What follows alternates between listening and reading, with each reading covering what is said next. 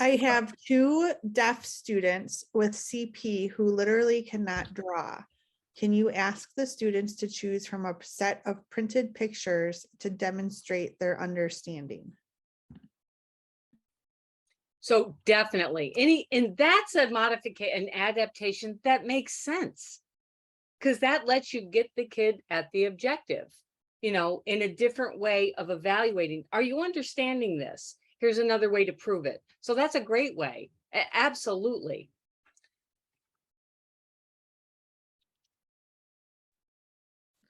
All right. The next question is actually 2 questions combined. And so it says, I have 2 questions. 1, any advice on using this with deaf plus high school age kids? So I'll have you answer that and then I'll ask the next question. Right. So that deaf with disabilities group, which if we don't get much training on literacy and language deprived, we get even less with that group. So that's another area that we need incredible training on. I had almost zero.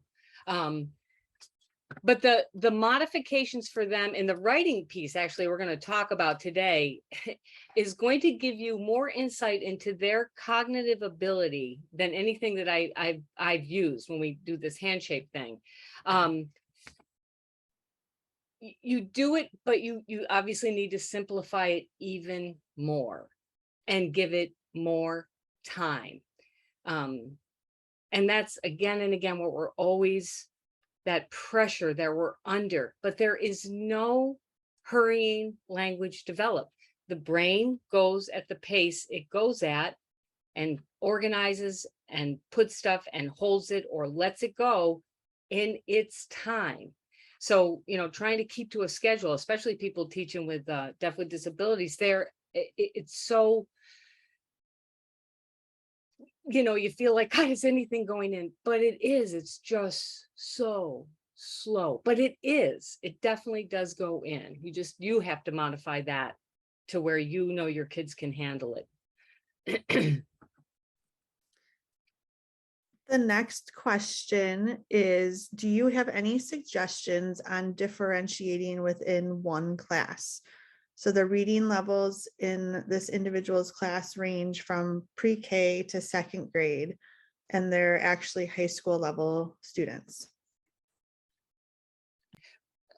I get this one a lot, and back in the day, it was easier to answer this when there are bigger groups of kids. But because people are having less children, we've gone from 4, 6, 8 kids now down to 2 or 3. We have less kids. Unfortunately, we also have all of the grade levels sometimes in one class, and trying, you guys know, certainly you have 4 or 5 kids in front of you and people are like, big deal. It's like, yeah, I have to teach 5 different grade levels plus everything else. It is a big deal. But that's where it's a nightmare. I have no easy answer, because trying to teach everything each of those kids needs, the only way I have seen to do it, and again, is if you're at the high school level and you have all these kids and they're at this level, you can see and imagine by high school, if they're reading between K and first, K and 2nd grade, the ramifications of this teacher trying to handle this and get them skills to get them out the door. It's so hard to try to group, but we can do 2 groups, bop back and forth. I mean, that we sort of know that's what we're going to have to do. We can't do 3, 4, and 5 groups. That's unreasonable, and nobody's going to get anything. So there has to be a way to at least break into 2, a group that really needs to go to a slower pace, a group that can move along a little bit faster, and that's where it makes all of us exhausted, because trying to plan for that is also exhausting. So I get it, because there is no easy answer to that. All right. And I think this is the last question from yesterday. I work in a tiny community with 1 deaf student going into 2nd grade, and she has an implant that hardly works. Does it matter if we use ASL or signing exact English? taking into account reading, text order, and the slight bit of hearing she has. So again, we're talking ideal world where language is presented in the appropriate way. She should have clear ASL and then moving to English. The trying to mishmash English into a signed form is confusing. However, you have, like you're saying, you have a very small community, one deaf kid. You're trying to get all of that worked in. Sometimes that's not going to work out as well. The problem is, though, that we looked at yesterday is you can't take a sentence in one language. You can physically try to do it, but it doesn't make sense to the kid. And we were talking before we got started here about some examples of things people have seen people sign where it's like, no, what you just signed is not what you meant to sign. And it was very confusing to the kid. But you cannot take a sentence in English or any language, pick the language, and try to change it to another language. ASL is another language. Signed English is not a language. It's a code for plopping signs into the order of English. That's the difference. People have equated, well, signed English is a language. It's not a language. It's a code for taking signs and putting them in that syntax, in that order. So that's where it falls down. And that's where it breaks the rule, because it feels like, oh no, it does work. It doesn't work. It doesn't work to the effect that you want. You can sign things like, I want pizza. I see the moon. The dog is black. That's good for 2 and 3-year-olds. What are you going to do when you get to algebra or science concepts or explaining about DNA and chromosomes? You're going to have a tough time. And for reading, once it goes up to and it's from the beginning, it's going to go fast into things that aren't going to make sense when you try to sign word by word. You know, like the tree fell down. Again, you will get what you saw yesterday in those videos with those kids with that glazed over look going, huh? Trees have legs? Now they're falling off of stuff? Okie doke. And that's where it's just that sort of, this doesn't make sense. It breaks linguistic rules. The honest answer is children need pure language. If they're going to learn a second language, the second language has to be pure. Otherwise, it's just face-to-face communication, that pigeon version that we learn to communicate, you know, when we're out and about learning another language with someone. But for our purposes, the kids are trying to learn to become literate in a spoken language that doesn't make sense. Now, if they have a lot of hearing, that's a different story. And that's where once in a while I would have them go the English spoken language route and add in signs where they needed some support to discuss. But again, that idea of pure language that teases out that stuff that gets all confused for them and where they're like, I don't know what that means. And again, you know, it's where the field constantly cycles back to that focus on spoken language and listening, as opposed to, well, we'll dump everything else in that total communication label, which is not, again, as we said yesterday, it's not total communication for the deaf kids who really need it. The original idea was great. How it transpired through the ages was it became SimCom, and SimCom, we know, and it's amazing if you do linguistic analysis. I had to take an ASL structure class at BU with a very famous deaf guy, and I sat there going, oh my God, thank God their interpreters, I don't know what he's talking about. But one of the points he made was, he said, it's so fascinating because languages are governed by rules. You can't just do anything you feel like in a language. It has to have rules, and a finite set of rules. One of the rules is whenever you have two hand shapes in a sign and they move, they have to be the same hand shape. So the sign for simultaneous communication has an S and a C. They are alternating movements. That breaks the rule right there, and I think is such a metaphor for one reason why this just doesn't work. It breaks the rules. So how do we go about? I mean, this is an age-old problem, but this is the root of it. If they don't have pure language, you can get them to a certain place, but it's very hard to get them fully where they need to go, and that is the issue. And there's no nice way of saying it or hedging around that.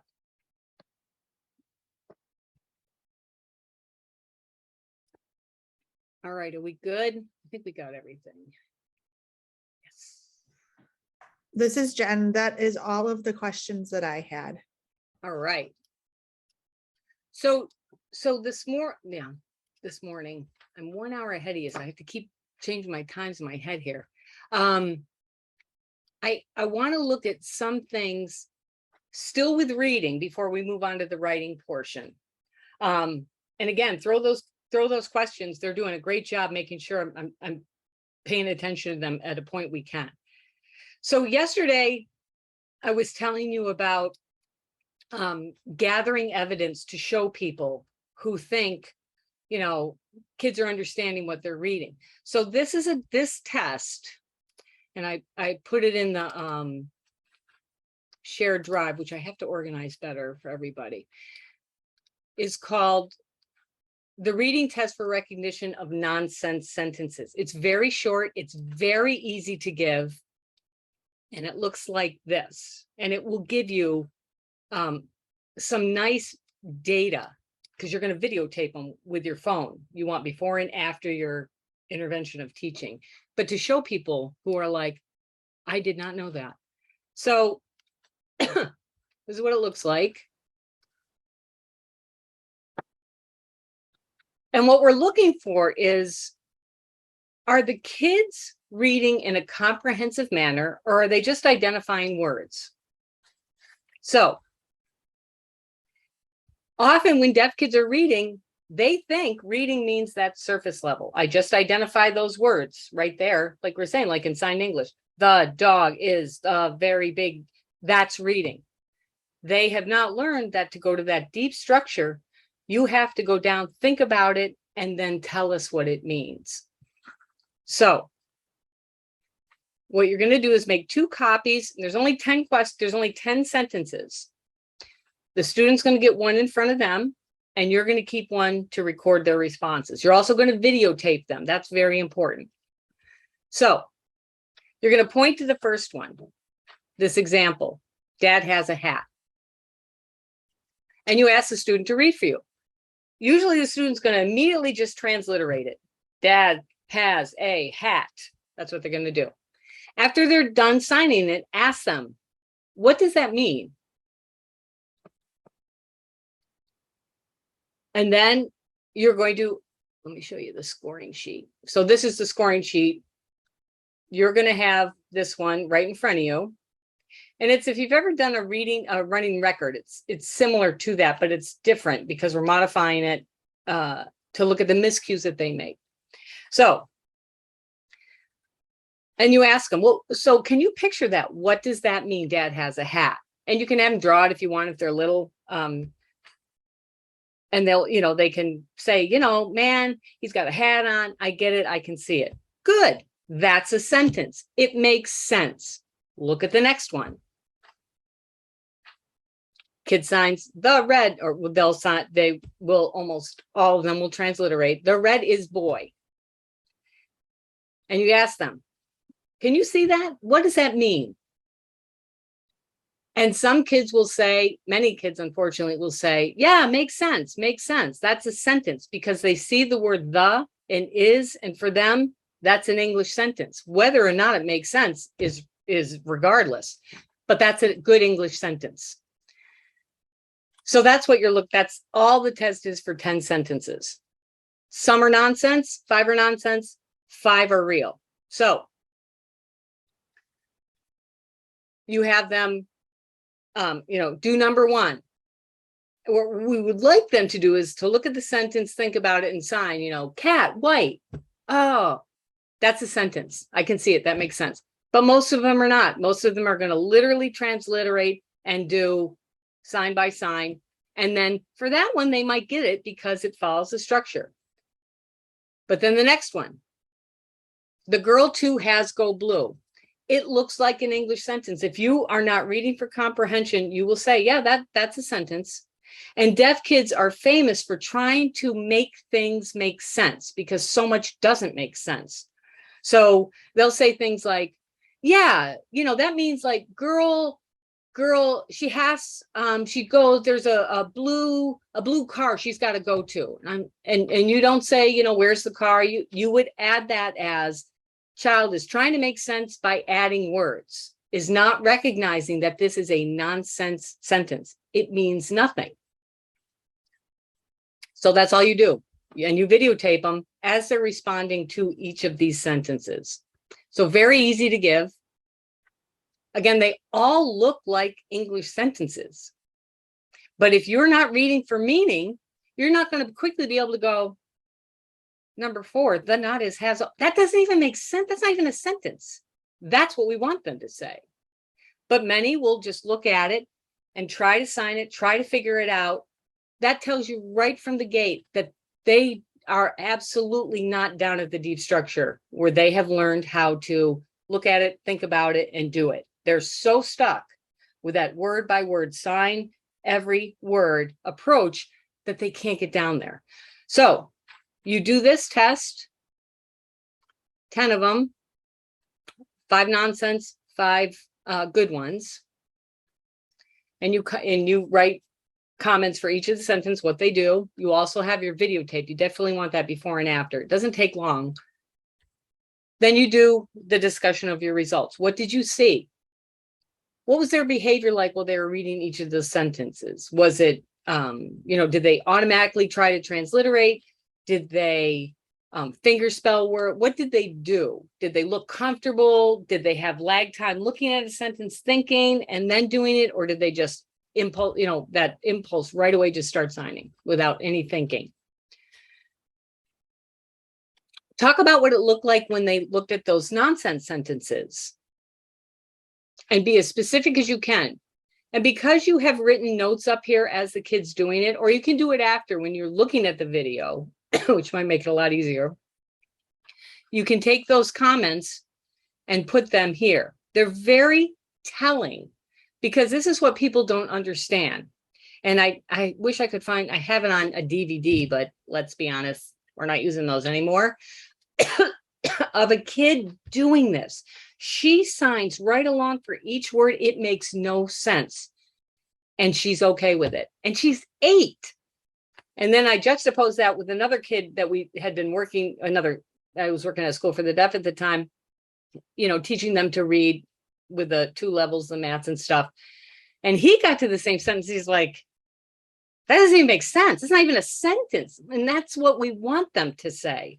We don't want them to look and just assume it must be English and go right along, especially at 8 years old. So, and then what do they do if they encounter an unknown word? Skip it, fingerspell it, guess, put in another word that starts with whatever they do. Because then you can talk about those strategies as these are not helpful strategies. They just replaced, made it look like the kid was processing print when they actually weren't. If they truly were using a strategy, definitely want to put that down too. And then anything else that you think would be beneficial to help people understand how this kid is currently trying to process print in order to read. So you have that in there. Very, very simple to give. And then again, you give it at the end of when you teach them how to read, they work on this back and forth, you give it again and ask the kids. So at the end of the school year and film it again. Then you can take both films and show it as a little presentation to people and say, here's what it looked like when she started. She had no idea that 5 of these sentences were literally a bunch of words placed in random order. To her, that's what reading was. Just look at each word. That's reading. Now she knows, she looks, she waits, she thinks. If she can picture it, she'll say what it means. If she can't picture it, she'll say, that's ridiculous. And that's what we want. I also did this with high school kids who I had at the beginning of the year and at the end. Another version of it, but the same idea. Just amazing and heartbreaking to watch a student who's gone through 12 years of school and looks at the test and still can't differentiate between, is this a real sentence or not a real sentence? Because it looks like a sentence. But because they're so focused on each word and trying to add them all up to make sense, and English doesn't always make sense with all those grammatical words that have to be used, that they get lost in it. And that's the problem.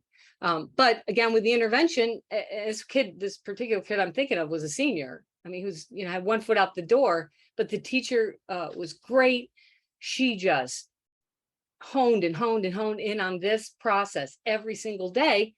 And because he had a lot of stuff, language and vocabulary and stuff, it was just all these disconnected parts that she was able to connect together in his brain. And then he could process it in a meaningful way. So it's never too late. You never give up the ship. It's just sad when you see them get that old and it's like, oh God, this could have been caught so much earlier. But we do what we can where we are. So let me just check to make sure that test made sense. Very simple.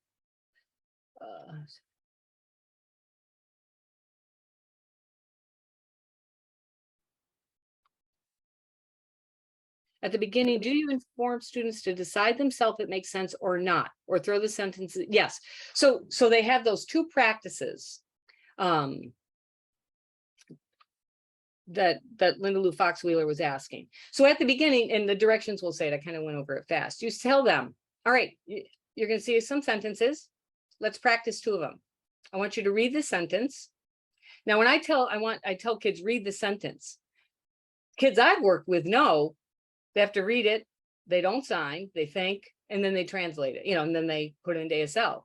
That's reading. Kids who don't know that that's reading will try to immediately start to transliterate, sign each word. So whatever they do, whether they translate or they translate it, whatever they do, you can also use it with the spoken language kids or hard of hearing kids where you're like, they can make, articulate words, but they are not getting the reading, and check to make sure they're understanding what they're reading. Because lots of hard of hearing kids have good articulation, but the process that's going on in their head, and if they're trying to sign at the same time too, stuff's getting all mushed up in there so that they can't tease stuff out, get at that deep structure and think. That's another thing. I think sign English often holds hard of hearing kids back more than it helps them in some ways, especially in the processing of reading. Not when you're discussing and other things, but in the process of looking and thinking, because that's what we want. Look, think, then tell us, what does this mean? So you do A and B, one's real, one's nonsense, have them read it, however they read it. Either they're going to translate it or they're going to transliterate it. And then say, can you picture that? Does that sentence make sense? Can you picture it? And it's either a yes. My name is Melissa. I'll be your interpreter. How can I help?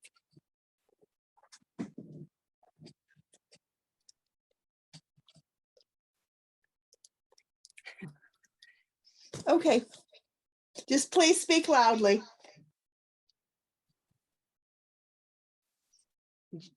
Heidi or Jen, I'm sure one of you guys are on that. All right. Are there age-based typically developing norms available for this task?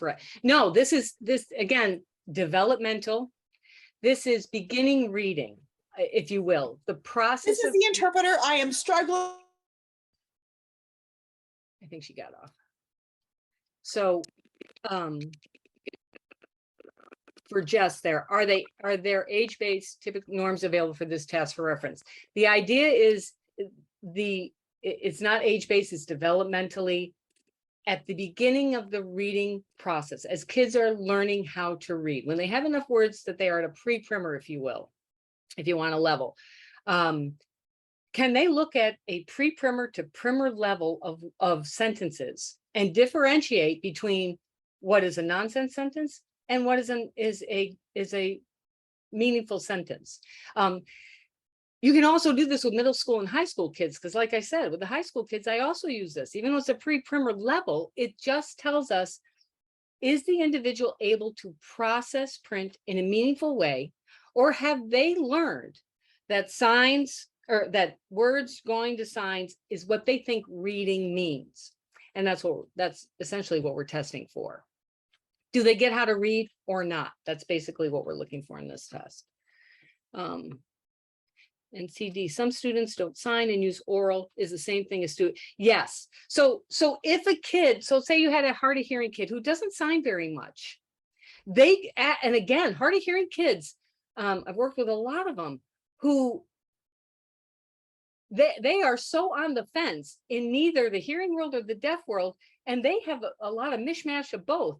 They talk a lot so they can make themselves understandable, but they often misunderstand things themselves as they're trying to process the language.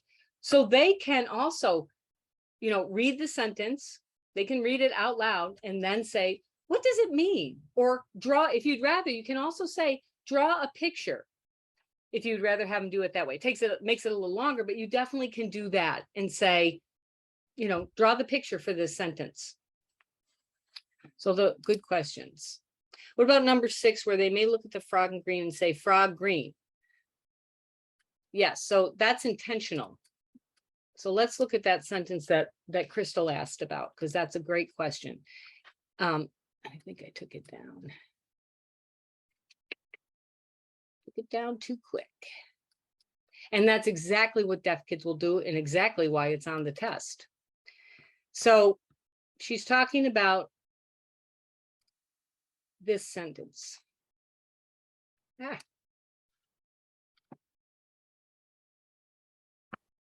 Frog are in of green the. Now, any child who's hearing will read that and go, that's not a sentence. A deaf kid, because they learn how to survive the literacy tasks that we give them, will try to pull out meaning. They get used to ignoring function words because often they hold little meaning for them. So they will try, exactly as she said, try to pull out and say, oh, frog green. Yes, that makes sense. But the question is, I didn't ask you to make sense of it. I asked you simply to judge that sentence. Is that an English sentence that makes sense the way it's written? Yes or no? That's it. But she brings up a very relevant point. And that's why those sentences are in there. On the original test I had, again, I've got to make it's old, it's like 20 years ago, I think, but it's as relevant today because it's the same thing. So one of the sentences the kids that I tested had to read was, the boy is red. That was it. The boy is red, something like that. No, the boy has read, period. So the kid reading it, who was new to the school, she was 8, she's reading it, she signed it right along. The boy has read. And she, very English signs, but I said, do you understand that? Does it make sense? Can you picture that? She said, yes, that is a good sentence. And she had other sentences to go through. The other kid who I had the clip of, who knows how to read, looks at the sentence, has lag time because he's processing it, thinking about it.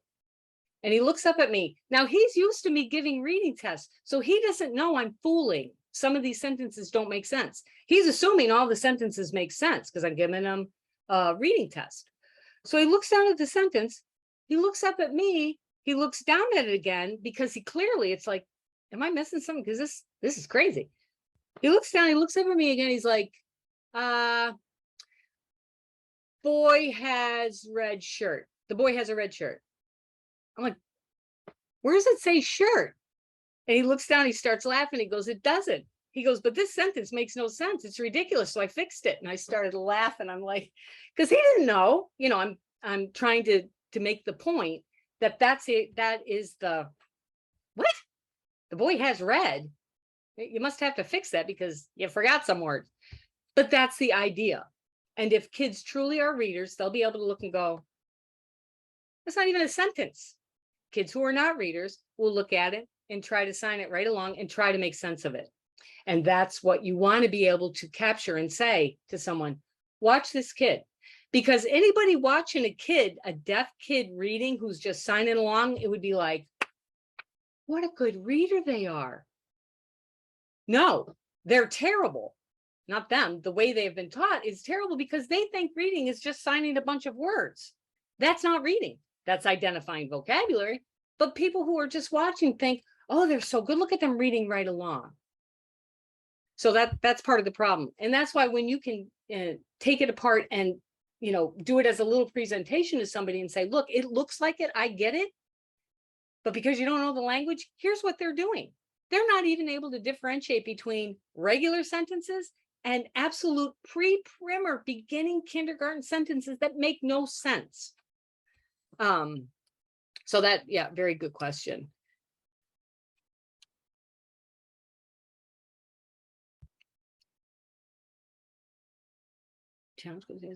Challenge question, I think it is. I will work with this kid in the fall, and I discovered that the kid identifies language as a language disorder, but I feel it's because of language deprivation. Just talking about this. How will I know that students actually have language disorder? So we were just talking about this also. Labeling a deaf kid as language disorder, I think, is one of the worst things this field has done. And it's again and again that cycle of looking at the deaf person as if it must be a cognitive processing issue because they're just not getting this. When you think about the amount of time, so picture a baby being born, a baby's born one day, deaf, hearing, as long as the family around it has the same language and they have access, don't care what it is, intact language environment. From day one, we'll do a hearing one, but it's the same thing with a deaf kid and a deaf family, language from the gate. Think about how long it takes from day one to this kid finally comes out with the word. If we based regular language development the way we quickly slap on language disorder labels on deaf kids who are language deprived and have not had the time, instruction, correct approach. If we did it that way, a baby, we would say by the time, they're 8 months old, this kid's not using sentences yet. And they may have a language disorder. It's been 8 months. We know we're not going to probably hear a word until year one. That's kind of the benchmark milestone. And then by year two, 2 words together or more, these are the basic averages, let's say. But the hearing kid and the deaf kid, same thing with signs. It takes months and months of taking it in, the brain organizing it until finally they're able to express. Nobody's labeling them language disordered because we know it takes time. But we are so fast to jump on deaf kids and go, oh, they're just not moving along at the right pace. It must be a language disorder. I can guarantee almost 9 out of 10 times those kids that are labeled, it's not. Truly, there are some kids that do have language processing problems. Absolutely. But most of the times the kids are misdiagnosed. And it's so frustrating because there's not enough people out there testing them saying, hold the phone. Just wait a minute. What you're calling a disorder is a kid who is trying to make sense of all the stuff that's coming in a nonsensical way. They can't categorize it. They're shoveled from here to there without people that aren't giving them access to language, and then we're blaming them for it. So it's like, wait. And that's why I say before we do this, let's give them at least 5 years with good instructional processing to go through these basic things to see how they do with it. if after the time of really having access, and you can truly say the kid, has access, but definitely something is blocking. I get it. That definitely does happen. No question. But we are so fast to say, must be a language disorder and blame the kid, when it is absolutely not them. It's the way the world is interacting with them.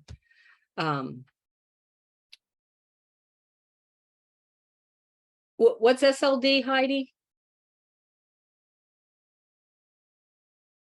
Oh, Heidi Gibbons, severe specific learning. Yes.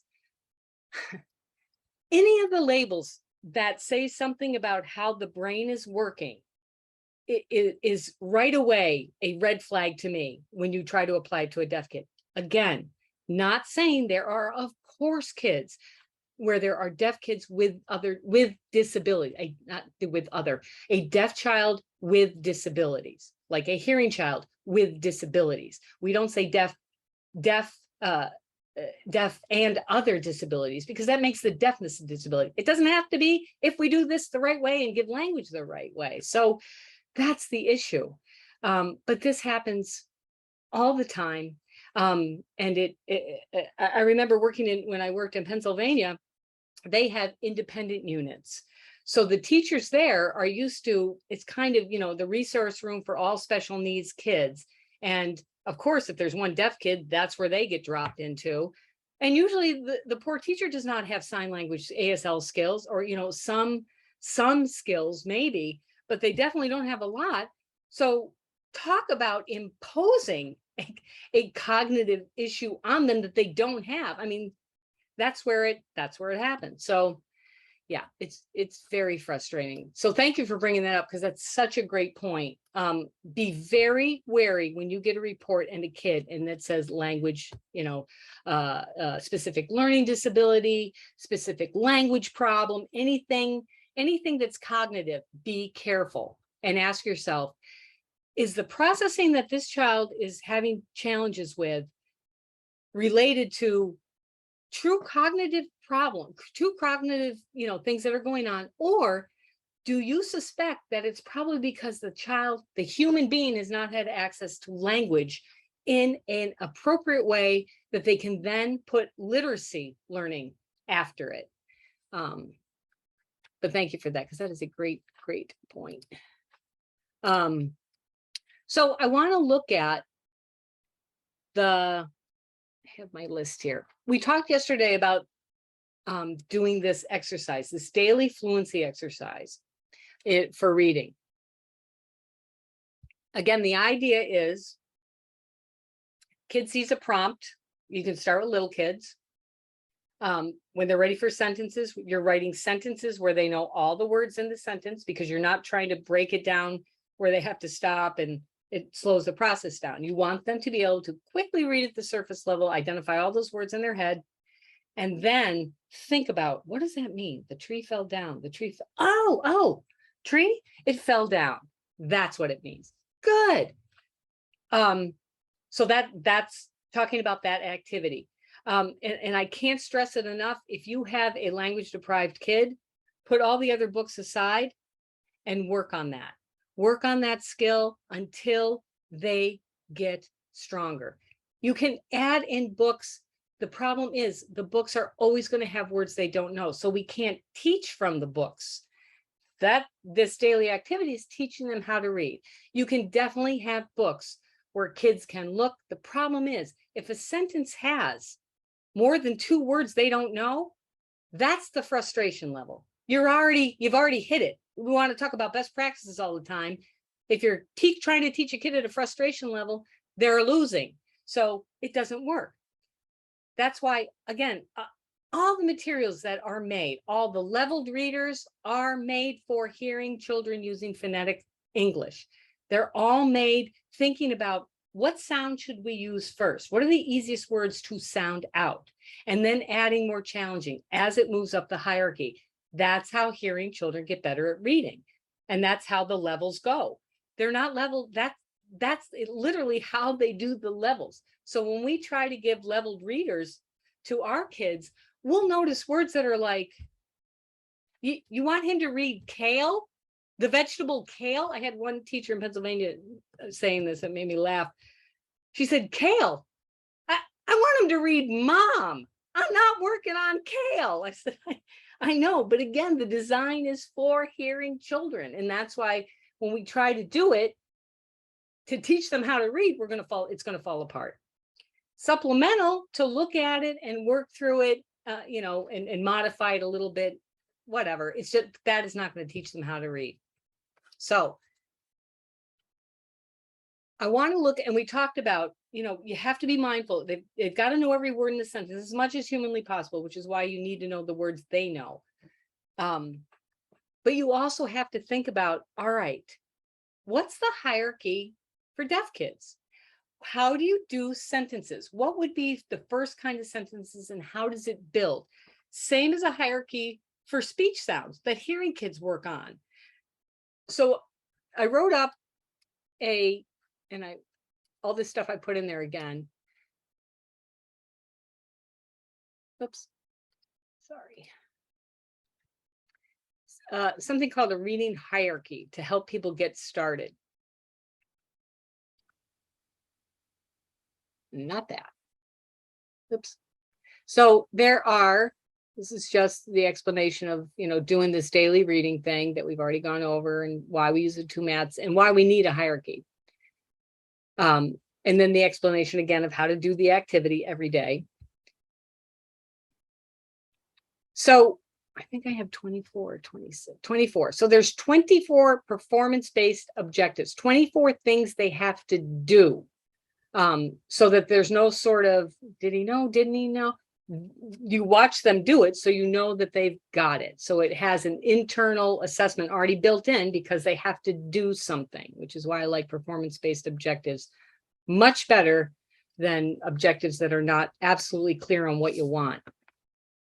But it's going to start off not at the sentence level. We're going to start off much more simply. So we're going to start off with pictures and then move to ASL signs and then an English word.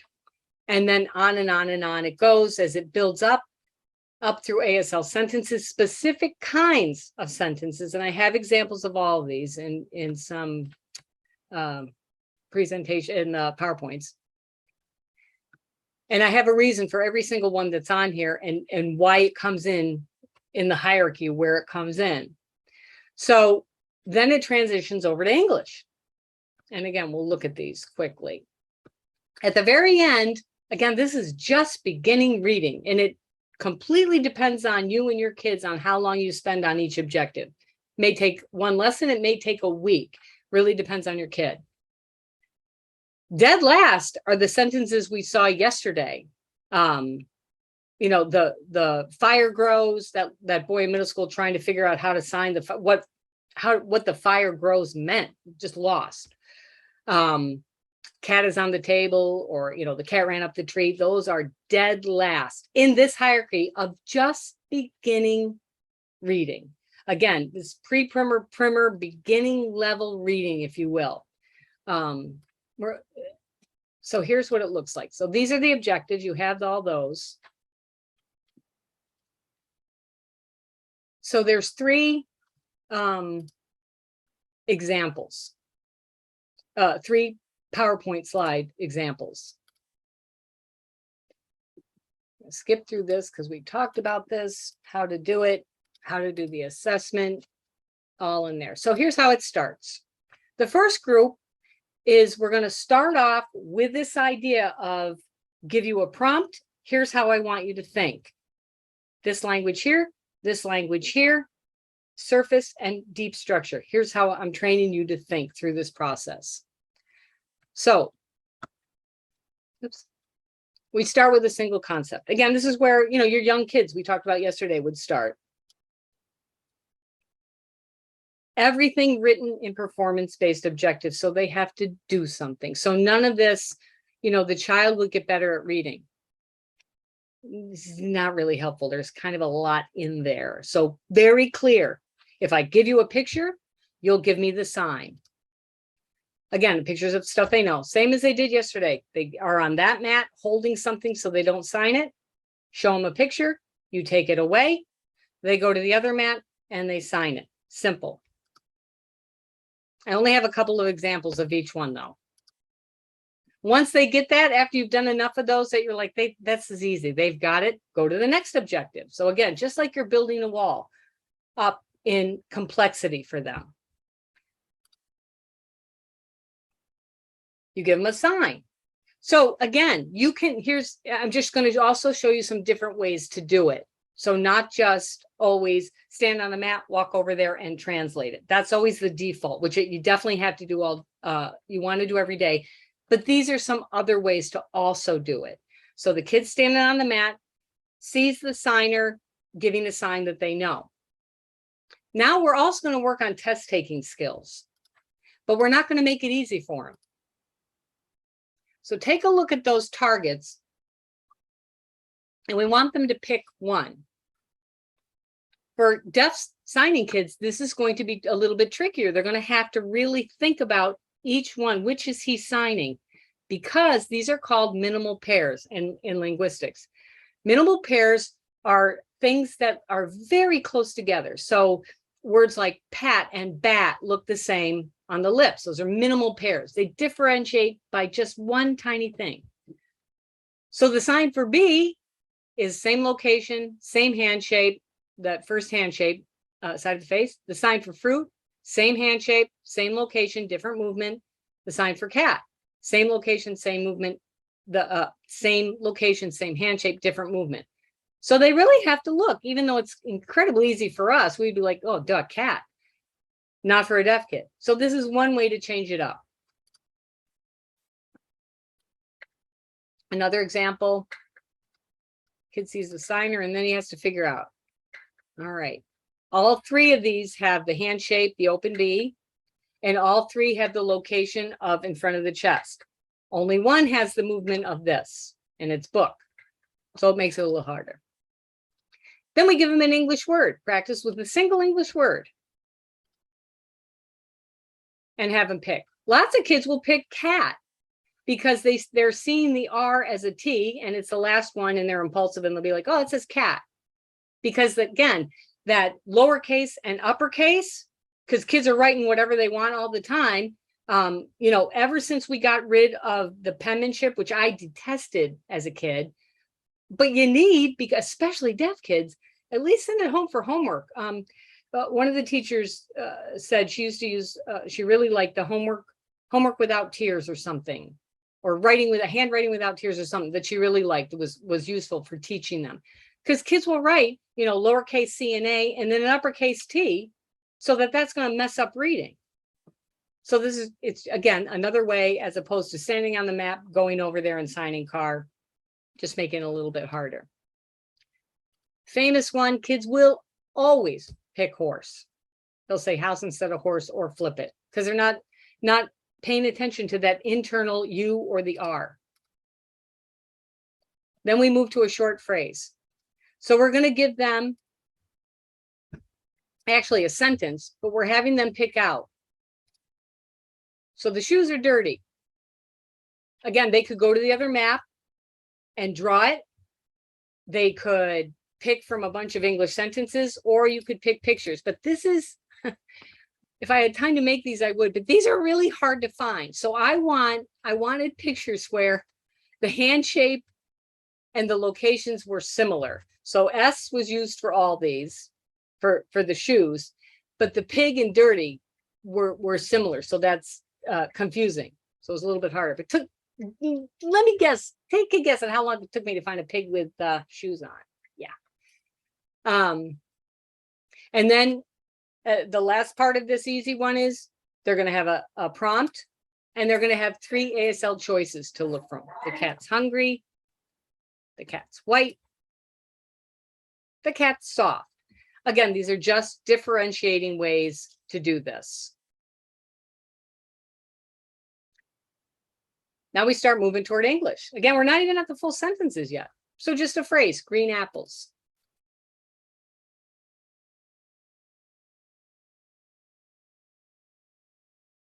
I had one kid tell me the answer was the middle one. And I said, well, why? She goes, well, those are 2 girls. I said, okay. what's the one on the other side? She said, well, those are two little girls. It's like, okay. I said, interestingly enough, the one in the middle are called women, two women, which she did not know. So that made a difference. So that's just part one of it. And again, you'll have time on your own to take a look at how this hierarchy goes. If you're developing and need to go from a younger or a very developing beginner up through the things. If kids are doing it, then you can certainly go right to the sentences. So now we're going to work with simple IC pattern sentences. And the reason is because in ASL, the index, we're not signing I like that. We're pointing to self, indicating I and me. Deaf kids will have trouble with I and me because it looks like the same sign. But you sign I, see, whatever. So that's what they're going to work on, because when we go to English, we need them to read that I and be able to point to themselves. So I see a dog. Kid can watch that, go over to the other mat and pick from three English sentences that you write. Or I had pictures, but I could not. I was trying to get the hand shapes and I couldn't find a good one that would be close enough to mess them up. So I would pick 3 sentences there and have them pick the right one. Then we're going to have now an action sentence. And this goes along with the bilingual grammar curriculum that we developed. So there's again, a hierarchy to all of this. So the boy jumps. They've really got to pay attention. Which one is that? And they're doing 10, however many. Again, I don't have these made. These are just examples and people have made things from them. Then they do a has, something holding in the hand or in the mouth, a has sentence predicate. The boy has a bike. Again, they don't have to do the 3 pictures. They could literally go over and draw a picture of what he just said. Lots of ways to vary this up. Trying to give them some practice with test design, the sign for bike using the 2 S's, same sign for umbrella, same sign for shoes. So it's a distractor for them. Again, it takes a while to make those. Nouns and adjectives, cat is white. Then we use negations because it conflates 2 signs. But we're only going to use 2. Don't like, don't want. Because kids get used to seeing words as separate signs, and they're going to have to get used to seeing negations as a fluid sign, like don't like, don't want. Oops, sorry.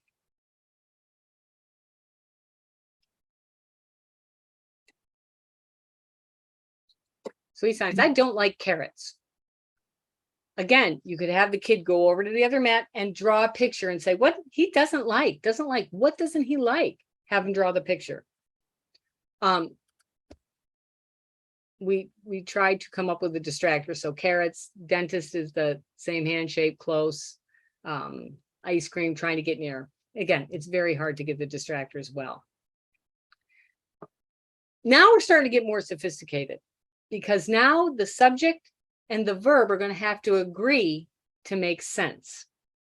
So we give them a verb frame. Drink. And we ask the kid, now I'm going to show you a picture of a subject. Give me a sentence using that subject and that verb frame. So dog, the dog drinks. So we want the kid on the other mat to be able to say, they will sign, most of them will sign, dog drink.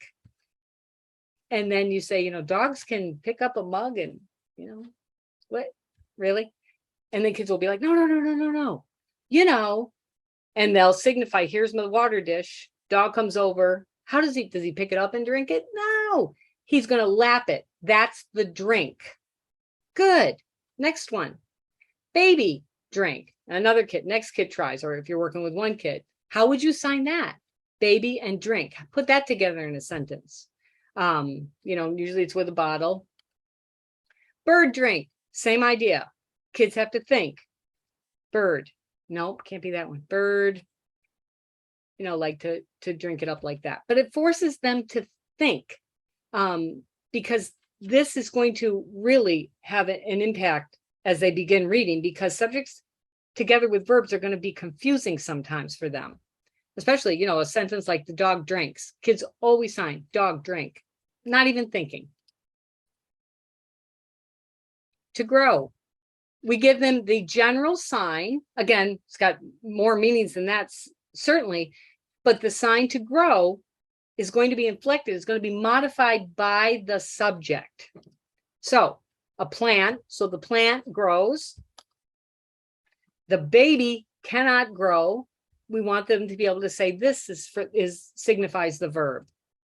The fire grows. So we're not even using English yet, just getting that concept first. How does a fire grow? And that's where the kids have to think, well, how would you make a fire grow? More, how? More wood, pour gas, never a great idea. But I've had kids say that, yeah, don't do that, but that would make it grow. And then, have it really getting bigger and bigger.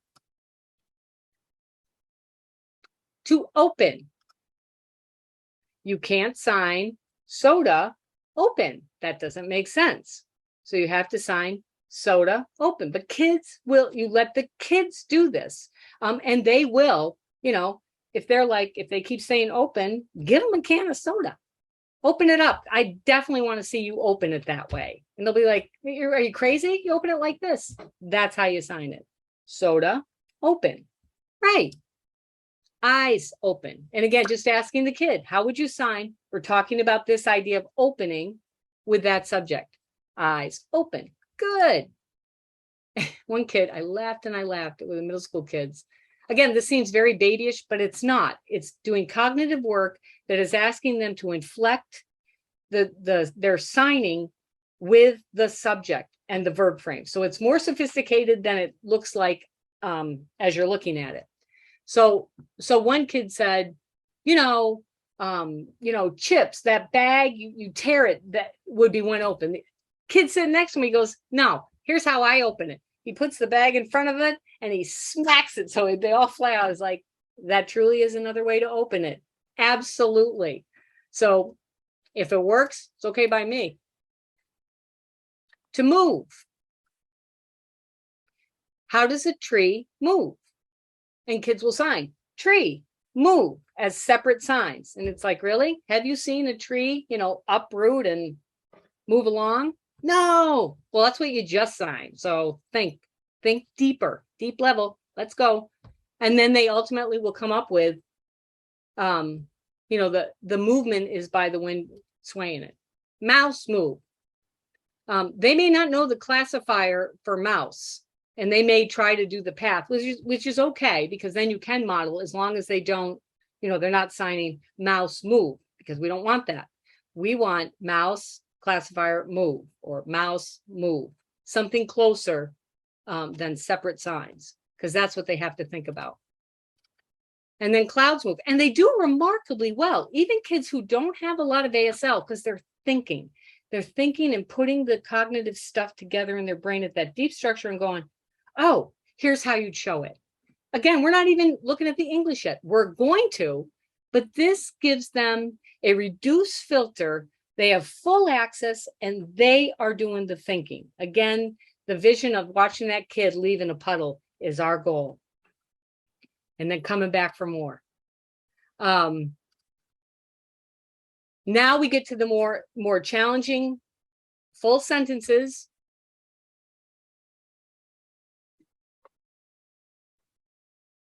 So he signs, the cat is in the box, but because of the frame of this sentence, the subject and the objects, he has to invert it to set it up in ASL. So he has to take that last one first, the box, and move his cat in it, even though it's the cat is in the box in English.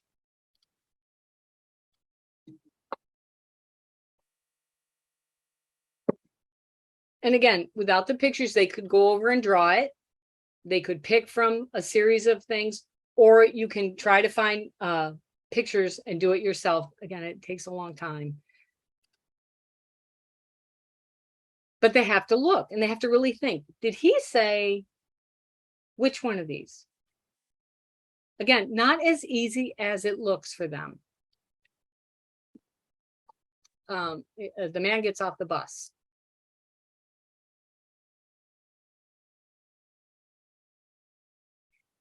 Finally, we're getting to the most sophisticated in this very beginning hierarchy of learning how to get the kids to think, is our cat ran up the tree, where the noun is going to change to a classifier. So the cat ran up the tree. And I don't have any videos of cats doing that, so I had to try to pick animals running up the tree. And then the last one is just give them any sentence that you've done all along and have them draw it. Oh, the dog has a bone. So that's the ASL part. Now we are ready to have it move to the English. So you do all this work because you're building these cognitive bricks, if you will, in their head that they are going to rest on as they move to English. But if we don't do that first, trying to get at it right in English, there's just too much. Just like you saw in the videos yesterday of the little girls when they were trying to figure out the cat ran up the tree and dad sat on me. They just were getting lost. Or the other ones with the older boys, the fire grows, the wind picked up the leaves. Simple words, simple sentences. You would say first grade sentences, but they're lost because they haven't done the cognitive work to think about at that deep structure level. How would I sign that? What does that look like? Or even how would I draw it? They'd be lost with too. So drawing is always your default. If the kid doesn't know, then, or can't sign it, then draw it. Or if you have to modify that with like the child like with CP who cannot draw, give them pictures. Which one is it? Or sentences. Which one do you think it would be? So now we're going to start transitioning over to English. And we are going to use what we've already talked about conceptually in the building process of this, with the ASL part. So we're going to do IC. You're going to give these are just examples, one at a time on the board. Kid stands on the mat, reads a sentence. I see a bird to himself. What we want them to learn is when you see, there's a very simple sentence, when you see the subject I, you're going to refer to yourself.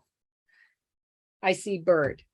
We're going to talk about, do you use I or do you use me in the grammar curriculum when we formally talk about that.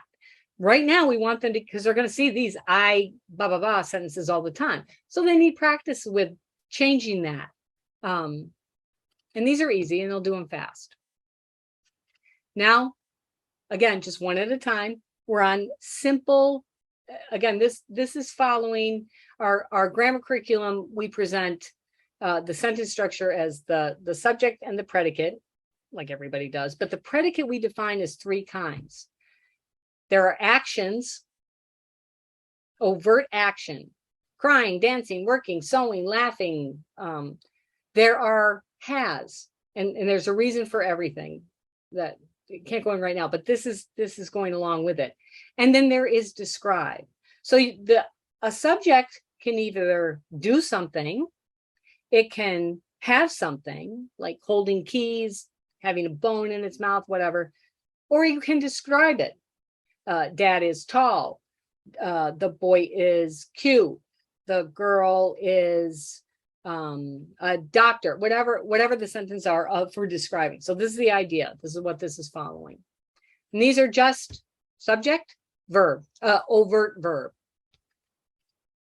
Then we move to the simple noun adjective sentences. These are very simple, like the cat is black, cat is white.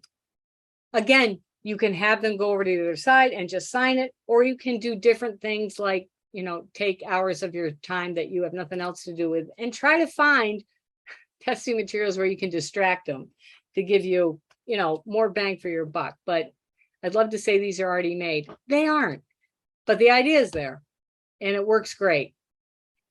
The next kind of predicate we're going to work on with them in reading are havings, to have something. So all of them are going to be the teacher has a book, the boy has a ball. How do you sign that, draw it, whatever, however you want to do it?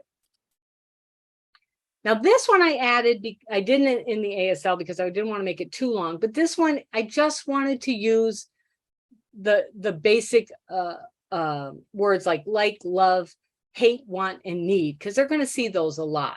So just practicing with them because they're very simple structures, noun, verb, noun patterns. These are just some examples of that when you're at that objective, this sort of structure.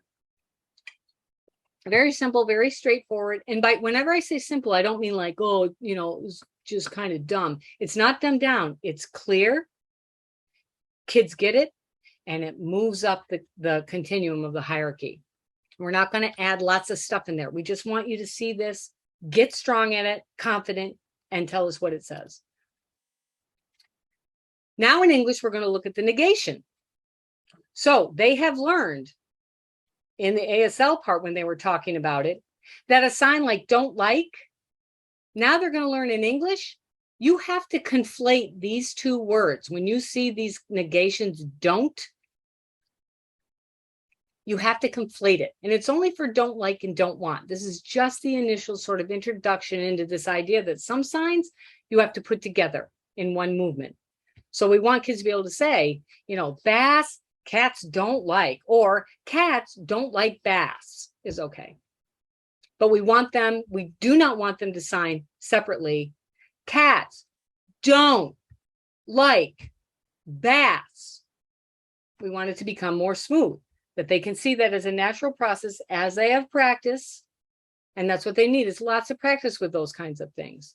And you will make up as many sentences as you need using words that your kids know. But this is the example of what it would look like for this objective. Once you get done with that, we're ready to move on to more complex, along speaking developmentally. So you remember yesterday when you saw the boy who was trying to read The Fire Grows, didn't he? What is, you know, he was 12 or 13, did not recognize three words, the fire grows, didn't recognize grows, had to have help on that, and was lost on the concept of a fire growing, you know, because he literally was like, grow, that just makes no sense. So because they've already done it, this is going to be easier for them. And you remind them, remember when we were talking about like open and drink and move? That's what we're going to practice. And all those sentences I would put in English to have them practice. And I do have some of those already done, which I'm going to show you, and I will give you as lessons to do because the kids love them. So you tell them, okay, here's the verb frame we're going to work on today. Picked up. And just have them, don't worry about the morphemes like past tense. Don't worry about any of this stuff right now. Just help them focus on, think about what it means. Picked up, picked up. So that's our frame. But remember, you have to think, does the subject fit with that verb frame? So dog picks up a bone. Kids can read it, but if they sign the dog and then literally with opposable thumbs picking up a bone, we want the kid to be able to go, wait. That doesn't make sense. He doesn't have a thumb. He's not picking up anything. Oh, how does the dog pick up a bone? With his mouth. And they'll mind the picking up. And that's what we want, because that's reading it. Same thing, mom picked up the baby. Definitely not like that. Pick it up like that, we're going to be in trouble.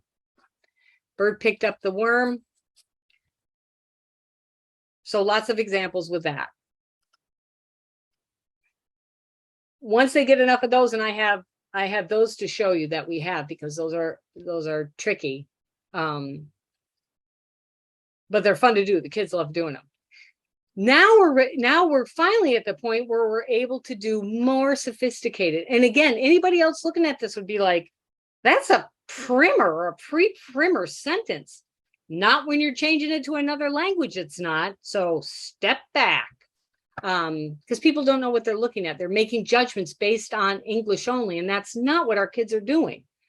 They have to do so much more than a regular hearing kid is doing in their class. And I tell them that all the time. You're doing so much more because you're working with 2 languages. Those guys are only working with 1. You're working with 2. So this is with a noun and a preposition. And again, it's tricky. but they need time to practice this idea of, okay, when I see something like under, around, in, on, those kind of words, I have to look at what's it talking about. It's talking about the subject dog, and it's talking about a bed. All right, so there's a dog, there's a bed. I'm going to put the bed first. Now, what's the dog doing? Oh, he's under the bed. And that's how you get them to think through it. These kinds of sentences. And they need to do tons of these sentences so that they become more familiar with what does it mean? Because they will literally try to process it in order, and that's where they get messed up. And then finally,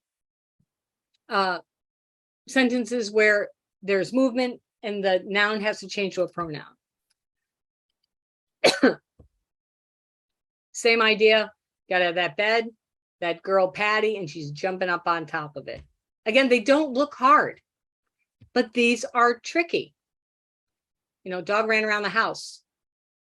If you sign dog, run, and house, those are separate ideas that are not connected at the deep structure, just like we saw yesterday with that girl with that glazed over look, cat, tree, run up tree.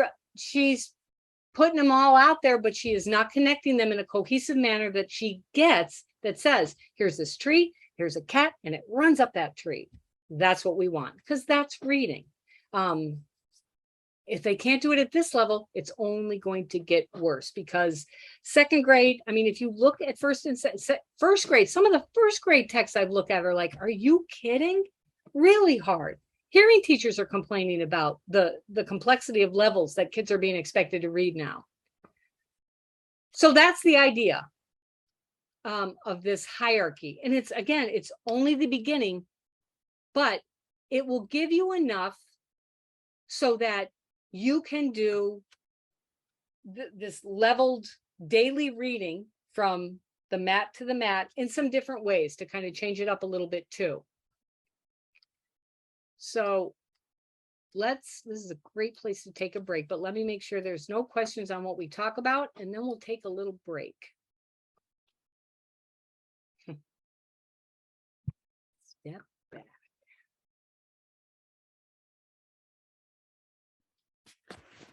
Kristen, this is Jen. There have been a couple of questions throughout. So one of the questions was, well, I guess it was more of a request. Somebody had noticed that in the materials file, they have access to developing reading fluency part 2 and 3 for those presentations, but they didn't see part 1. Yeah, I forgot. I'll get it in there. I know, sorry.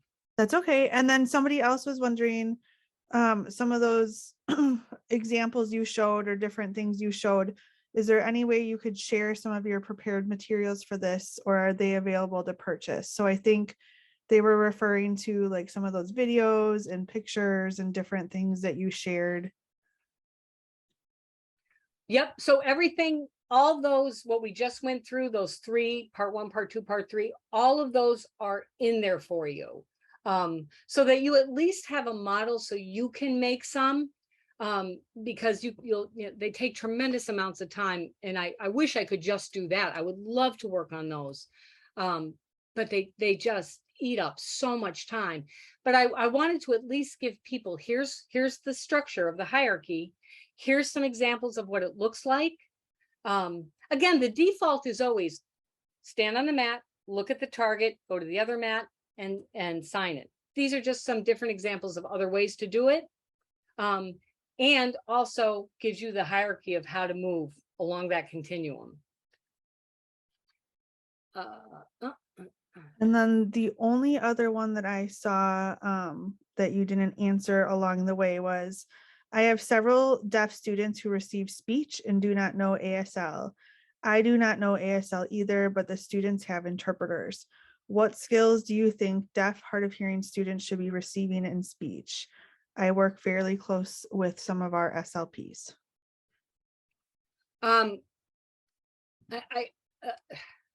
So the L in SLP stands for language. And because in deaf ed, we focus so much on spoken, people forget that also this part is language as well. And if you really want to work on spoken language, boy, if you work on the concept first, like an ASL, and then move to spoken, kids would, I think, move along quicker that can. But it's not what the field does. It focuses so much on this and not this and not the eyes. So, if you have a kid that is not learning through that way, he's not being serviced. So whatever's available is a moot point if he's not being serviced, and really needs to look at an IEP meeting and say, wait a minute, plopping an interpreter in there does not solve this. This child needs someone who knows how to deliver services that are visually based literacy to that child. The speech teacher who does not sign certainly can work on, the other speech stuff that they are doing. There's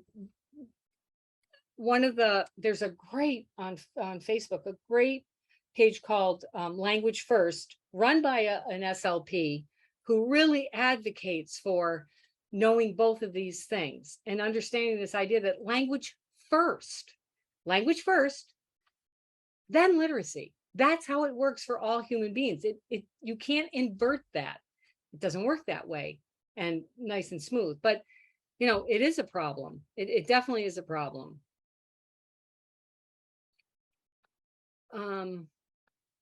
That it? So Heidi was wondering, are you aware of anyone who has already started to kind of collect like those materials or ideas that you have shared in building those video resources or picture resources? And if you are aware of somebody who has already started that, where is it being housed and how is it being shared out? Yeah, so we seem to be a field of not sharing so great. And I'm not sure why, but I do understand, because once you've put into a project 100 hours, just sharing it generally is not something people like to do. And I have tried to get people, geez, if you could share that with other people, and some will, but many don't. And, it's obviously up to the person that made it. I don't know, the school in the Bronx, St. Joe's at the time, that the deaf teacher, Lisa Santiago, she did a lot of the Bedrock materials too. That program, that pilot program we had, they did all of the vocabulary, those 5 years, took every vocabulary word on the list, made a picture, put the general sign on it. Some have the Spanish words, and they shared it.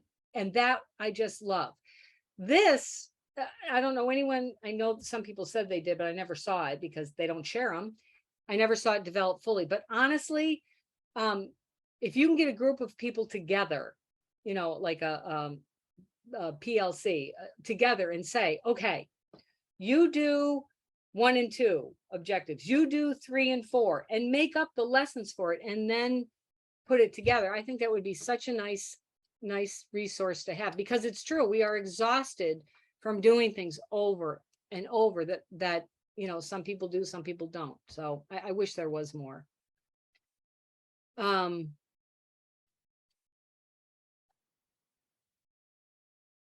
right, good. So we're there. All right, so let's take a break for 15 minutes. Is that good with everybody? So I have 11:25. Yep, that works. And this is Heidi. I changed the attendance thing. I forgot to add CEUs and certificate of participation. So that's been updated. The 1:30 to 2:30, the bilingual grammar curriculum walkthrough, the same link as this one to join Zoom today. So that one is the same. And so I think that's answers a couple of those questions. So yes, what time did you say? 11:25, 10:25 to 10:40. Is that 15? 10:40. Not a mathematician. That's all right. We'll see everyone at 10:40. All right, thanks. Thank you.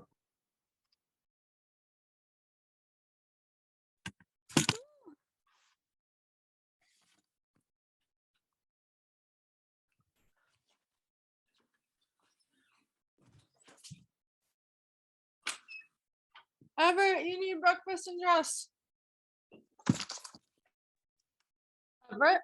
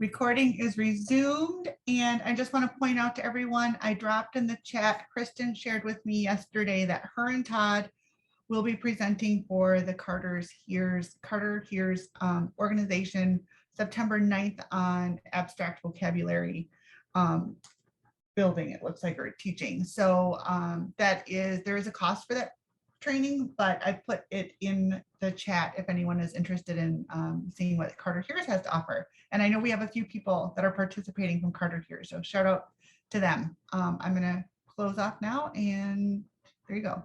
All right. Yeah, I'm going to show you an example of what we're doing because it's in line with the vocabulary. But first, I want to show you an example. This is also multiple meanings, but it's also going to line with this reading hierarchy. These are already made. I think I have 8 or 10 of them. So I'll show you an example because they're really fun to make, but they take forever.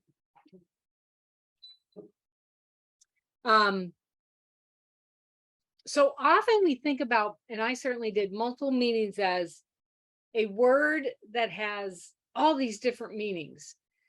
But in trying to come up with a more productive way to think about it, I realized when I look at different sentences, when I think about multiple meanings, there are ways to group concepts together by defining it by a specific concept. So for example, the word run has lots of meanings, but one of the meanings means to move from point A to point B, either from, laterally, horizontally, whatever but there's movement from this point to that point. And we call that, and if you're to call it running. So that could be a running water, like from a faucet, a runny nose, point A to point B, a running river, point A to point B, physically run here to there. So that's how I developed these lessons, thinking in that way of picking a specific definition and then using that definition to show it to kids in a different way. So here's what the lesson looks like. Again, working on vocabulary, reading, all that fun stuff. So the kids don't see this. This is for the teacher. We want them to translate. Again, this is translating sentences. This is not just the standing on each map. You could do this as a single lesson, like a standalone lesson. So I'm using the word F-A-L-L, fall, and I'm defining it for this lesson because it has different meanings. I'm defining it for moving downward from point A to point B. So that's my definition. Something in the videos is going to move from point A to point B, and that's going to be defined as fall. Kids obviously don't look at this. This is for the teacher. It goes through the lesson plan, explains what to do, and then you go through it. So this is where the kids come in. You have the kids sit down and you say, all right. And again, I'm sorry, because the videos aren't good. They're not mine. They are, taken off the internet, so they're not mine, so I can't sell them, but I can certainly give them away. And you could probably find clearer ones or make clearer ones. So I tell the kids, all right, just watch these videos. So they watch them.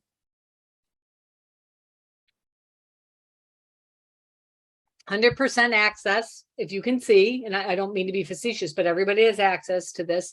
And then I ask a kid, tell me what happened. And we want them to sign, girl fall or whatever.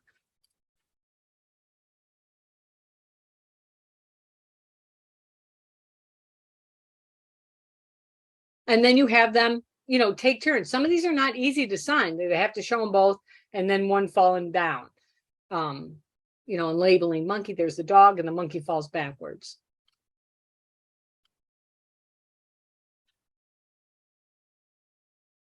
And again, we're not talking about the word fall. We're not signing the word we're not signing any kind of fall. We're simply saying, look at the video and tell me what's happening. Snowfall. Good.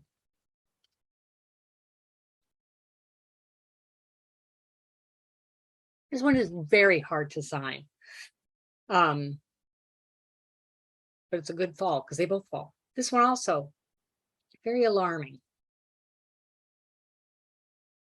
And you'll have a copy of this. So when they're done, you ask them, how would you sign that? You know, woman walking along, tree falls.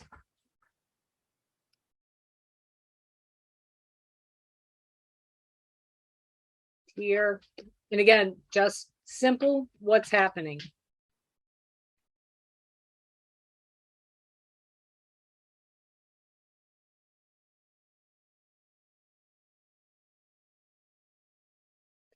So after you've gone through all the videos and the kids are each signing them, and you're not telling them what to sign, you're just saying what's happening in there.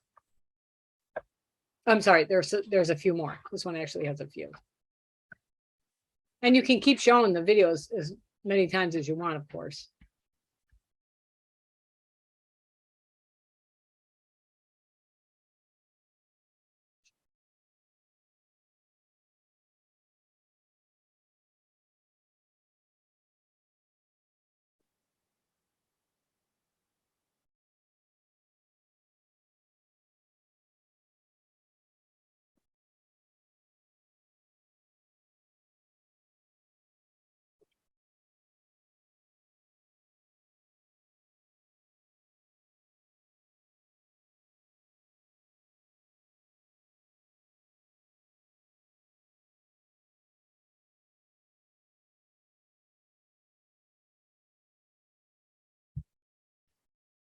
And again, these are not easy to sign because they have to show the mountain and then a piece cleaving off and falling down because the mountain just doesn't fall. But they need help processing that. How would you sign it?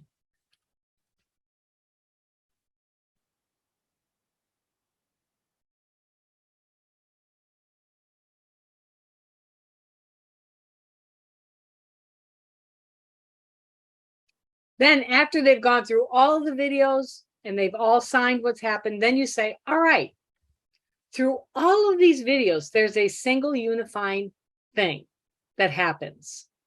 And this is the concept for every video. Something moves from high to low. That's the concept. So we call this a language neutral concept. We haven't signed it. It's not English. This is the concept that we want to talk about. And in English, how we generally represent it is this word F-A-L-L.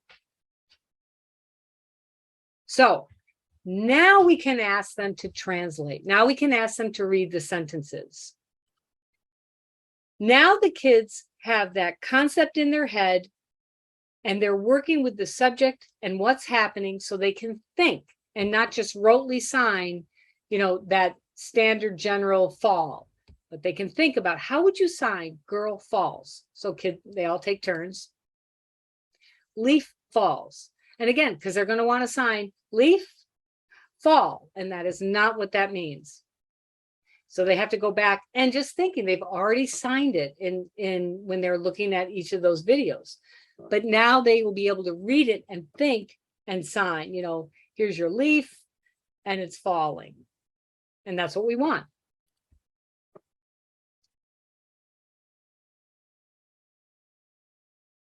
So again, all of them are staying basically with the videos they saw. So it's not new, very easy sentences, but it's hard if you'd only sign it with one frozen form.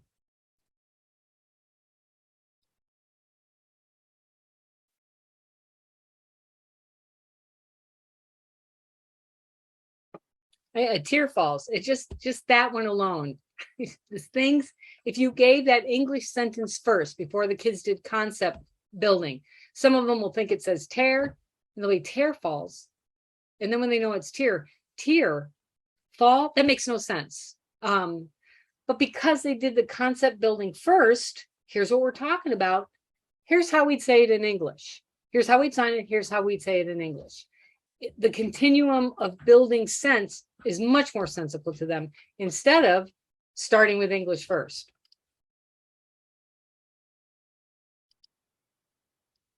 Then I add a challenge one because these are really hard to sign.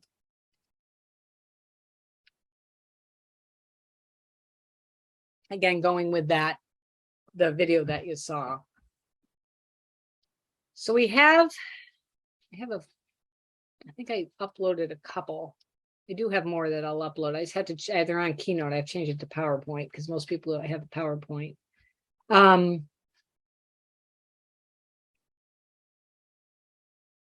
So this is another example. Again, kids don't see the slides that you're seeing as the teacher.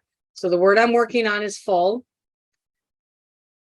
And the concept I'm using for all the pictures is this concept of there's a container that's filled right to the top, or that space is saturated. It's completely set, up to the top, if you will. Oops, sorry. And again, some are just still pictures, but using that definition, I'll ask the kids, okay, what is that? And then we want the kids to sign, bag, food, whatever, however they're going to show that it's stuffed full. One kid signed cat, pregnant. I'm like, no, it's Garfield.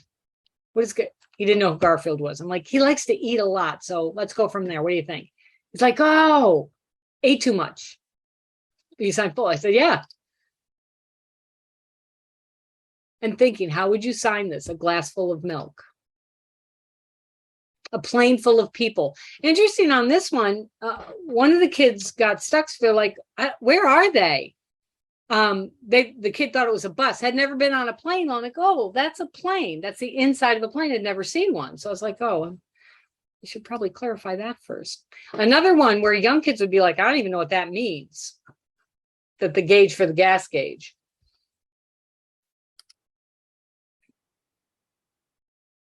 Wall full of pictures. A lot of the kids don't know how to do a mass classifier now, but we'll try to do, like picture, picture, picture, picture, picture.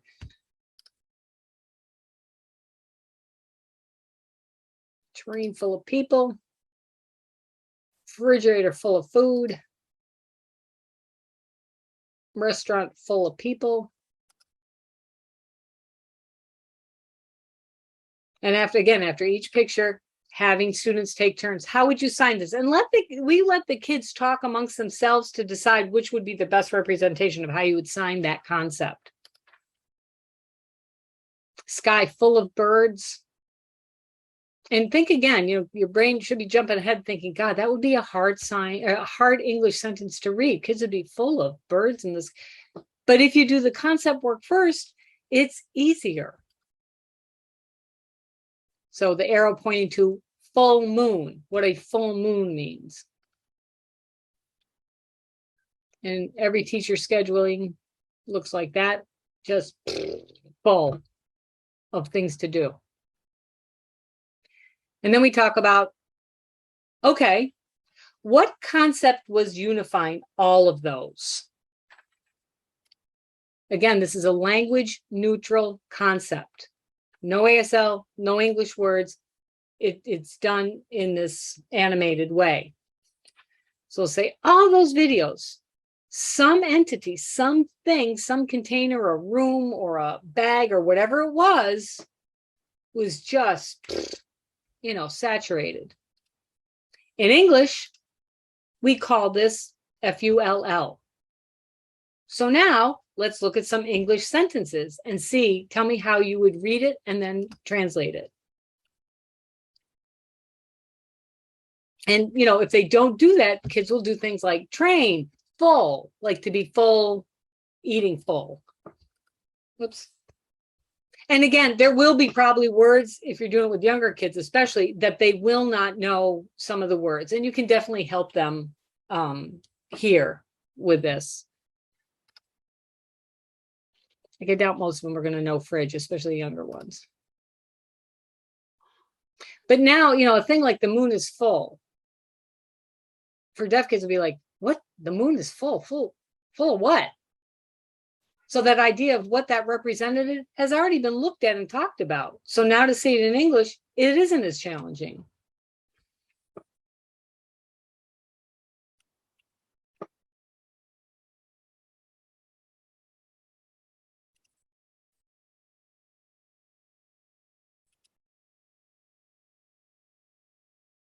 So one at a time, they're reading the sentences. Kids are taking turns translating them. How would you sign this? Let them talk amongst themselves if they think something's good or inaccurate. We got great discussion with kids, upper elementary that we've done it with.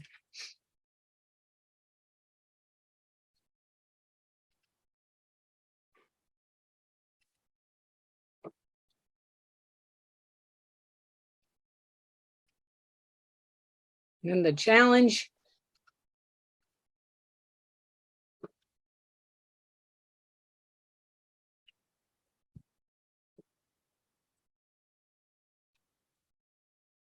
So again, I think I have eight to 10 of those. I just have to change them to PowerPoint. And I'll upload those because they're done. But the kids, they're really good for talking about language, for doing vocabulary, for integrating the stuff that we've been talking about in a way that's accessible. But that if you try to, and you can do a pre-test, post-test with these too, is the way to do a pre-test is show them the English sentences first. You know, have a kid sign it, have, you know, you can do it one-on-one as a test or whatever you want to do, videotape them, sign it, just sign each of these sentences, let them do however they're going to sign it, then go through the training, go back to the concepts first, go through it again and say, now I want to videotape you again with those sentences. Let's see what you do with them. And then have the kids compare them. You know, sign some meta-analysis, if you will, for kids to look at it and be like, why did I sign it like that? Because you weren't thinking, you were trying to go each word. So you can do a lot with them. I have words for grow, open, close, but I'll put them all the ones that I have up there.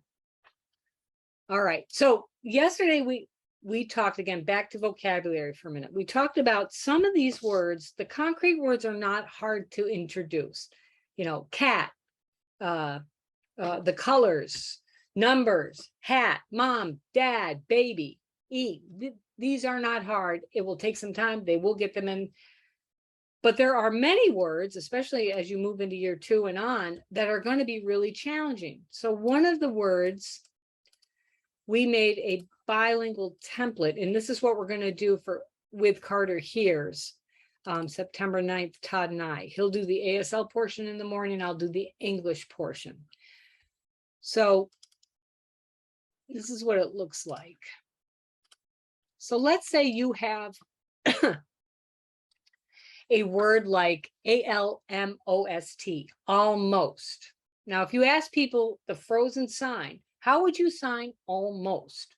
Most people would sign, you know, like almost, almost. But as we've discovered, it doesn't always fit in sentences. Just, you know, a nice, neat sign just like that. And then it's going to confuse when we go to English. So here's a way, again, these aren't done because they take forever to do, but here's the template. So like Heidi said, somebody take a sabbatical and make these. That'd be awesome. Because that's what we need. We need more people doing specific things. It'd be great in your free time. So this is a bilingual approach to teaching the word almost. Again, kids aren't going to know what we're working on. We're always going to start. Our lesson design is always the concept first. I got to get everybody on the same page. Everybody has access. So it's language neutral, which means it's not signing, it's not talking, it's not English, it's not reading, it's language neutral. I'm watching something to give you that concept, a picture, a GIF, something. Then we label stuff by going to ASL. Lastly, we go to English. That's at an accessible level for them. So again, kids don't know what we're going to be talking about. Same idea. We're just going to say, watch these videos and then sign what's happening here. And again, a lot of the kids are not going to, know how to sign, you know, the puck almost went into the goal because it's hard. So some of them are going to mime it. Some are going to need to have some help modeling. And that's where, if you have some stronger signers in your mix, they can talk amongst themselves too, which is a nice way to get them all in.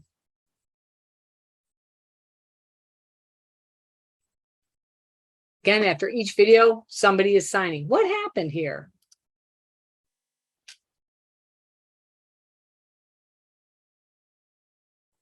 Terrifying. But a really good word, Jif, for almost.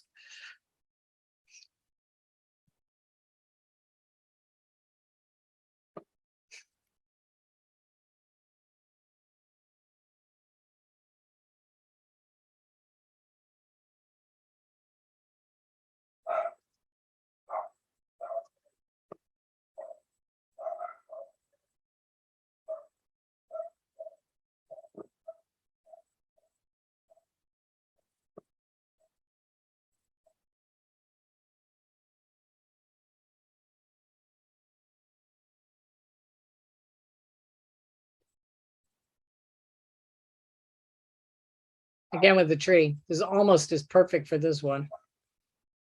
And it almost nails her. Who's videoing that? I really hope it's just an outside one. So after they talked about it, kids have signed it, thinking of how would you sign these different little videos they've seen. Now we're going to start applying ASL to it. So I'm playing basketball and I throw the basketball and it goes toward the hoop, but it just misses. It just goes off. So he signs the concept of almost there, but he's not signing the word almost. But that's the concept. So I'll let you watch him again. Get that moved. Dribbling the basketball, come to shoot it at the net, and it just about goes in and it boings off the rim. And then you ask the kid, all right, and they can watch as many times as they want. Which picture did he talk about? And obviously it's that one. Next one. I was walking and along came a car and it just about hit me. So that pulling the hair out is another sign that we would use in that context for, oh my gosh, just missed, almost hit me. Which one was it? Mom is cooking and she feels like the food's ready. She looks in the oven and she's like, it's close, and shuts the door and waits. Again, concept of almost, which picture shows what he said. The next step is now we're going to define it. Again, language neutral. We want to talk about all those videos you saw, the things that the signer said. What is the concept that they're showing? And coming up with these concepts is not easy either. This is challenging. I'm not suggesting this is an easy thing to do. It took us a while to think about language neutral concepts, how to show it without signing, without English. But this concept that something is that just it's almost completely there, but something is just a little bit missing. That's the concept we're talking about. Now we equate it to an English word. So the concept we're talking about is this idea that something is just about full or to that mark, but not completely. And the English word we used is this word almost.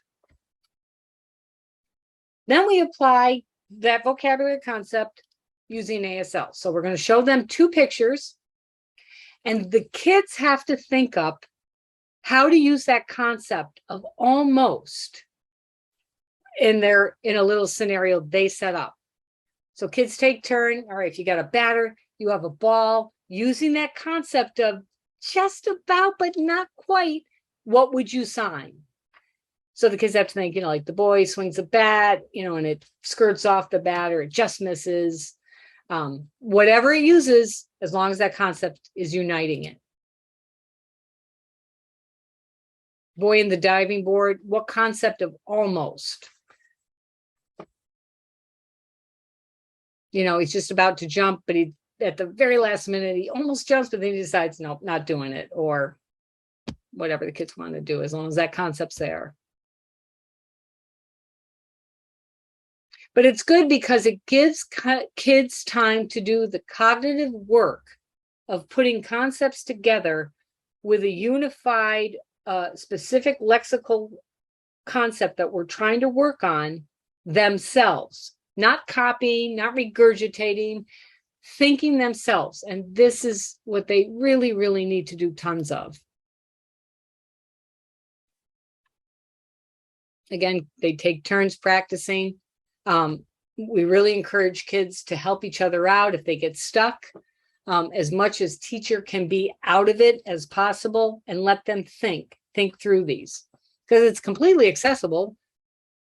So they can all do it.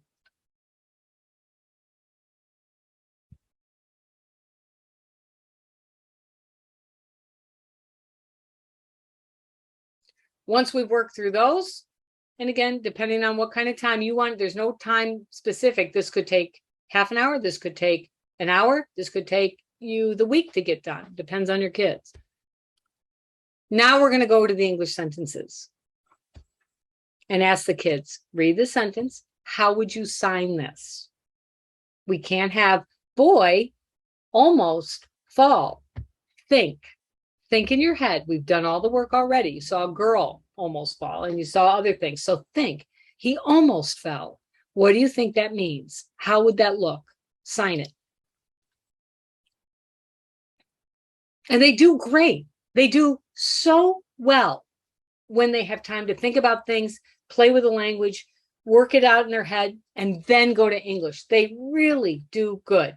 Again, if they get stuck on an English word, this is where, ask a friend first. And if not, you can help them out. But there's no way to use every single word that they're going to know. So this one's a little bit different. And the feedback the kids give each other, there was one kid who tried to do this one and could not get the concept of, almost catching a mouse. So another kid sort of modeled it, and then they sort of role played it. Really, really good thinking.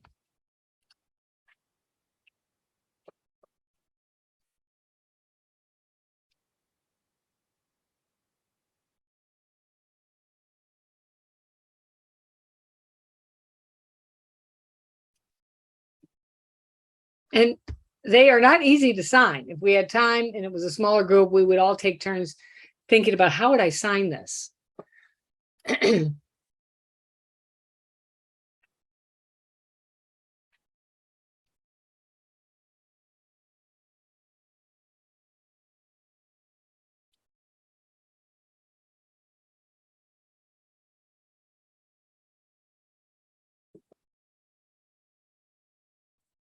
So that is what we're going to do for Carter Hears is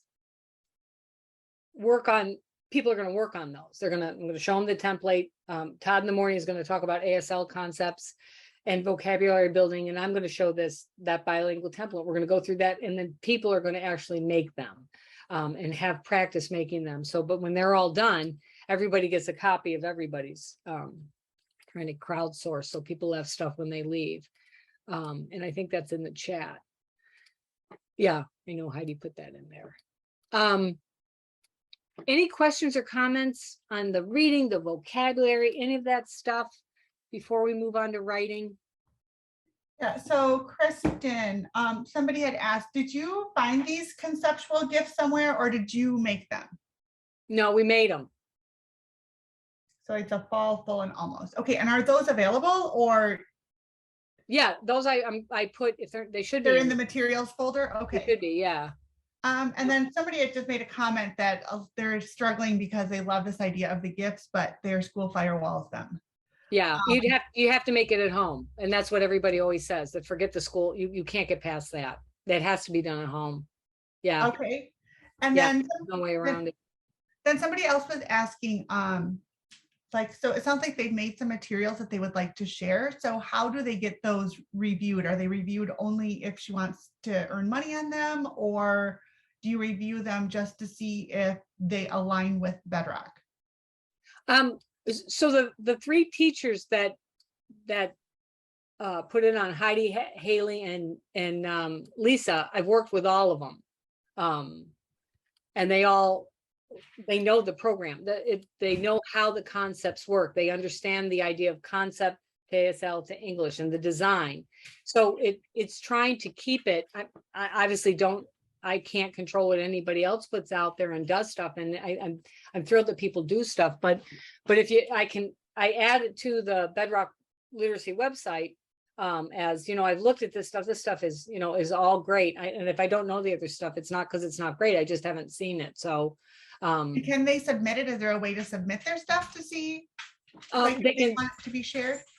send it to me and I can definitely look at it. I just can't, it's the time, but they definitely can. I'd be happy to look. Okay, Absolutely. The more people doing stuff, the better. But we want to Okay. make sure we're staying in using the principles. That's all. that sounds good. So what I'll do is I'll Yeah. make sure that I include your email. Is it okay if I share your email Sure. address in the next big email that I send out after today's training? Yep. Okay, great. Thank you. That's all we had that I could find for, oh, someone just put in a question. If teachers are spending an hour or a day or week teaching single concepts like almost and ASL, how much progress in reading can be made in a year at this pace? Yeah, I can guarantee you with language deprived, you're going to make a lot more progress than you would trying to go through the normal way of trying to do it on.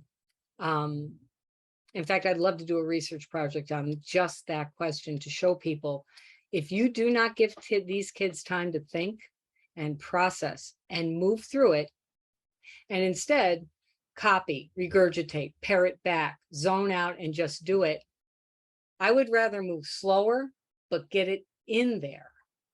Because if it's in there, now you can extrapolate. Again, it only looks like you've worked on one word. You haven't worked on one word.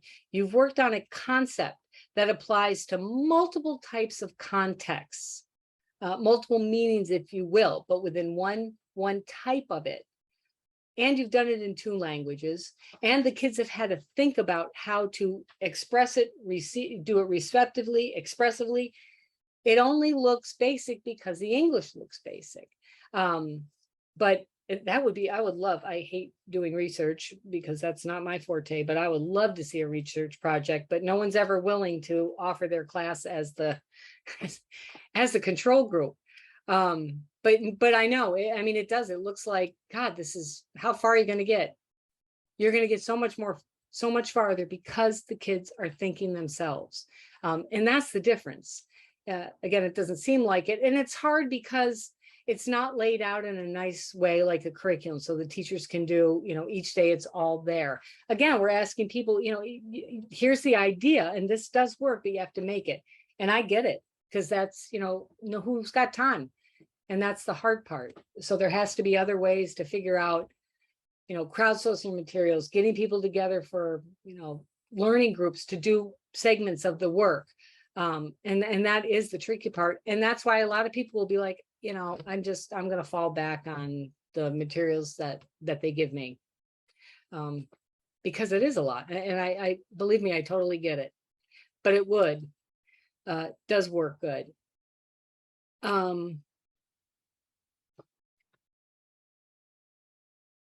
Oh, so they put in there. Okay. So, looking now, we've talked about vocabulary, we've talked about reading. Again, these are foundational things that kids skill work, if you will, that kids, if they don't have this strong foundation, have got to work on every day, because anything else you're going to give them to ask them to read or write is going to fall apart because they don't have the foundational skills to think about it and independently do it. So once they have done, actually, you don't even have to wait. They can do it before they even can write. We can start writing before they can write any words.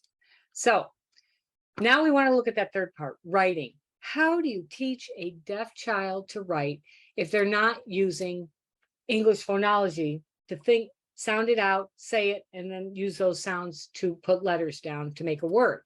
How do you do that? So let me pull up the writing one.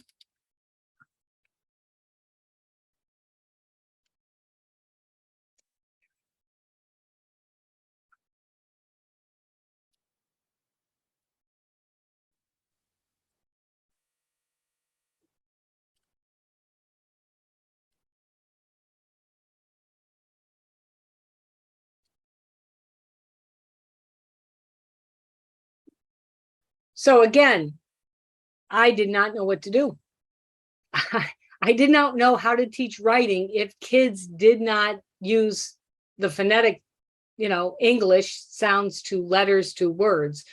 And nobody taught me, and people had no answers. So I was lost, and I would look at these middle school kids I started with, and I would look at their writing, and I'd look at their signing, and I know they were intelligent and bright, but it wasn't being parlayed on paper.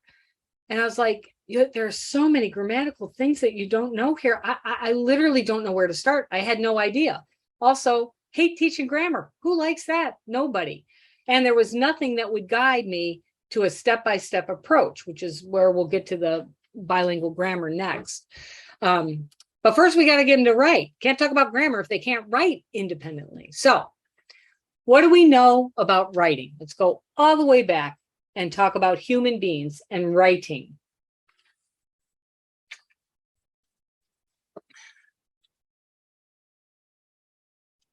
As with everything, it's a developmental process. A baby does not come out of the womb. We don't hand it a pencil or a crayon and say, how about writing a sentence down? It takes time. We know also the way it works is you don't just write. You have to have language first. Literacy is what they call a second order skill. The first order is language. Literacy is predicated on having that language. However, often deaf kids are taught the second order without having the first order. They're trying to learn how to write while learning the language, and it's a giant hot mess. If reading was bad, writing is much worse. So, imagine asking a kid who doesn't know Arabic, hey, I'd like you to start writing in Arabic. And the kid's like, what? Say Arabic. Okay, but I don't know what that is. We don't do it that way. We know if we want to write, you have to have language first to express your ideas. It has to be independent, not perfectly fluent. So when we're thinking about our young deaf kids who are just getting started, they have to build a language base first. And again, not to the point of perfect fluency before we start writing, but enough that they can communicate at a basic level. If you want to write a language, you have to have a written code, because that's how we share written languages. Now, ASL does not have a written code. You can't write ASL. People have tried and done different things to try to do it, certainly. But there's this idea of, writing ASL perfectly down and capturing everything. Doesn't have that. The third part is you have to have a grammar in your writing to order the rules that are going to be what are used to make formal writing clear to everybody that's going to read it. So 3 basic things we all know. Nobody would contest that stuff. Give you a second to look at this. For hearing kids, this is the logical mapping of how it works as they become writers.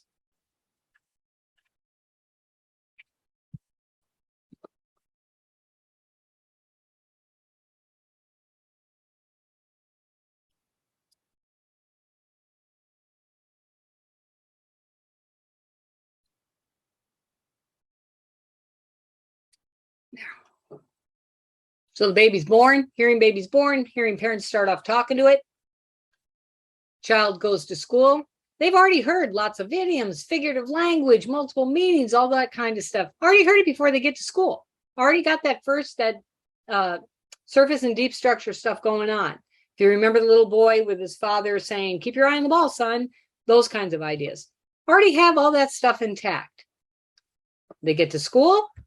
They start learning to map sounds with letters. What does the M say? And they're, every cartoon, every nursery rhyme, all the singing that they do, all that stuff is oriented to do this skill because it's going to last a lifetime for them. And again, there's a hierarchy to that. That's why all of the literacy materials that you are asked to use that are designed for hearing children has spent so much time building this. So in Deaf Ed, we're told, well, if the kid can't do that, just take it out. Just take it out? What? What does that even mean? That's like a gigantic part of the beginning Common Core as far as in terms of language and other stuff.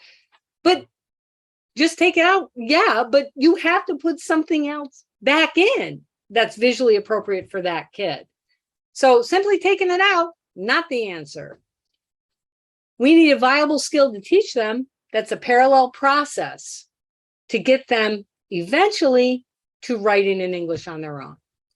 And then as the kid goes on, they get better and better at that phonetic ability and sounding out, but it takes them a while.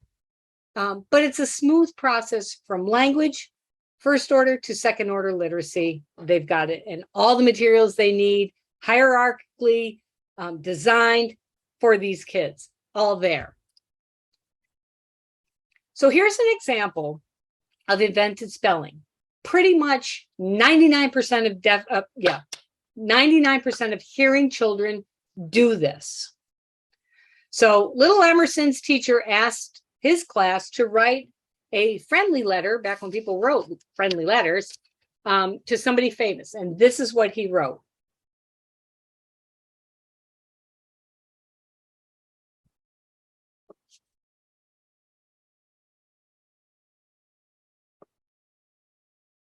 So this is a beautiful example of how we can really kill the motivation in a hearing kid if we wanted to do it the way we do to deaf kids without meaning to. No one's mean. No one's meaning to be, not nice to deaf kids, but we do it inadvertently. So imagine Emerson, this hearing kid, he's 8 years old. He writes this beautiful letter telling you about, he's making it to the tooth fairy, somebody famous. He's saying, his tooth went down the drain. It was an accident. He literally plucks out an eyelash, puts it on the paper and puts a piece of tape on it. He's like, hey, you take this instead of that? Because that'd be great. Leave the money. This is such a good piece of writing. And it's developmentally appropriate. This is the key. But imagine if the teacher said, Emerson, come here. This is really good. But the word tooth fairy, so that's a proper name. And we're going to have capitals on those two words. The word my is a first word in the that's the first word in that sentence. That's got to be a capital, Emerson. And the teacher's thinking teachable moments. If I expose him to this teachable moments, he'll be a better writer. The word went, if English followed the phonetic sounds, that is how it should look when you spell it, but that's not right. Here's how you spell it. The drain, no, here's how you spell it. If the teacher did that for every single thing that he did wrong here, imagine little Emerson, first of all, his thoughts about how much fun writing is, how much fun it is to share your personal thoughts, and just how much fun you're really looking forward to getting better at this thing that you clearly don't know everything about. You would kill his motivation so fast, because when you start doing that, the kid goes, I'm not listening anymore. I don't know it. That's why I wrote it that way. So unless they have been taught it, if you have already talked about proper nouns or something, that's fine. Be like, Emerson, remember what we said about proper nouns? Oh yeah, that's fine. But trying to fix all little errors in a piece of writing is the death knell for motivation. And if you want a writer, number one, you want a motivated kid who enjoys writing. So hearing teachers would never do that. They'd be like, oh my God, that is such a good idea. You plucked out an eyelash. How much did you get? Did you get extra? Or something to that effect. But you would never go through it and be like, nope. Give me a second to look at this slide.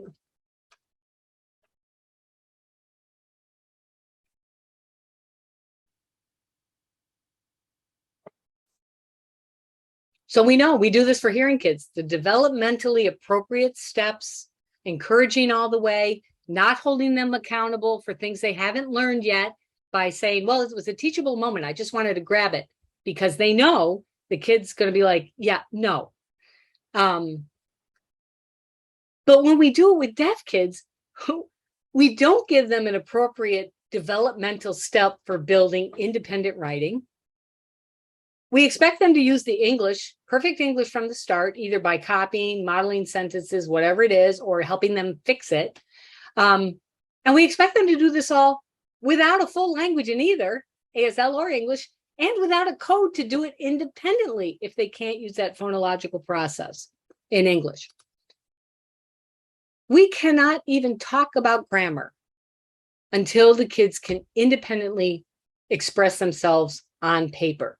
Trying to talk about grammar rules is exactly like putting the cart before the horse. If they cannot write their own ideas first, that's first.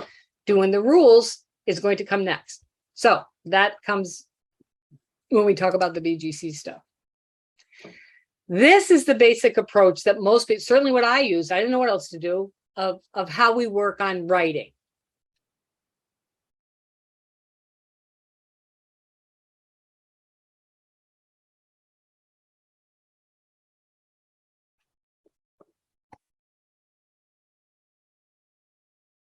We ask the kid to write, a paragraph, an essay, something. We're trying to teach them structure or whatever. The minute they come to a word they don't know that they could sign, but they don't know how to write it in English, they raise their hand. And immediately someone comes over, says, how do you spell whatever the word is? What's the English? How do you spell the English word? Angry. Teacher spells it for them.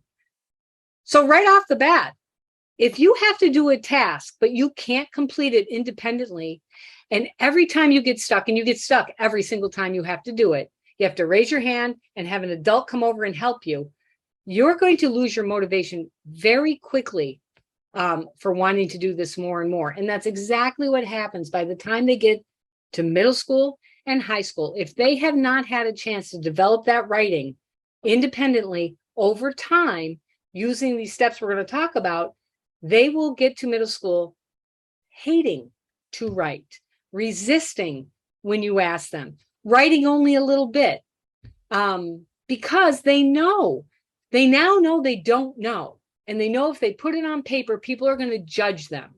And that's upsetting to anybody. So this is a big problem. If they don't get it solidly in the elementary years, it is going to compound as they go on. I had a very good deaf friend who told me, she said, her mom and dad, she was profoundly deaf. Mom and dad didn't sign. She went to an oral school. She sat there. She's like, I had no idea what they were talking about. She goes, I'm trying to learn how to read and write. I'm just frustrated all the time. And then they'd go to ask me to write, and I'd be like, I need help all the time. I know what I want to say, but I don't know how to write it in English. So she said, I hated having to always raise my hand, especially as I got older, because people would look at you and be like, you don't know that word?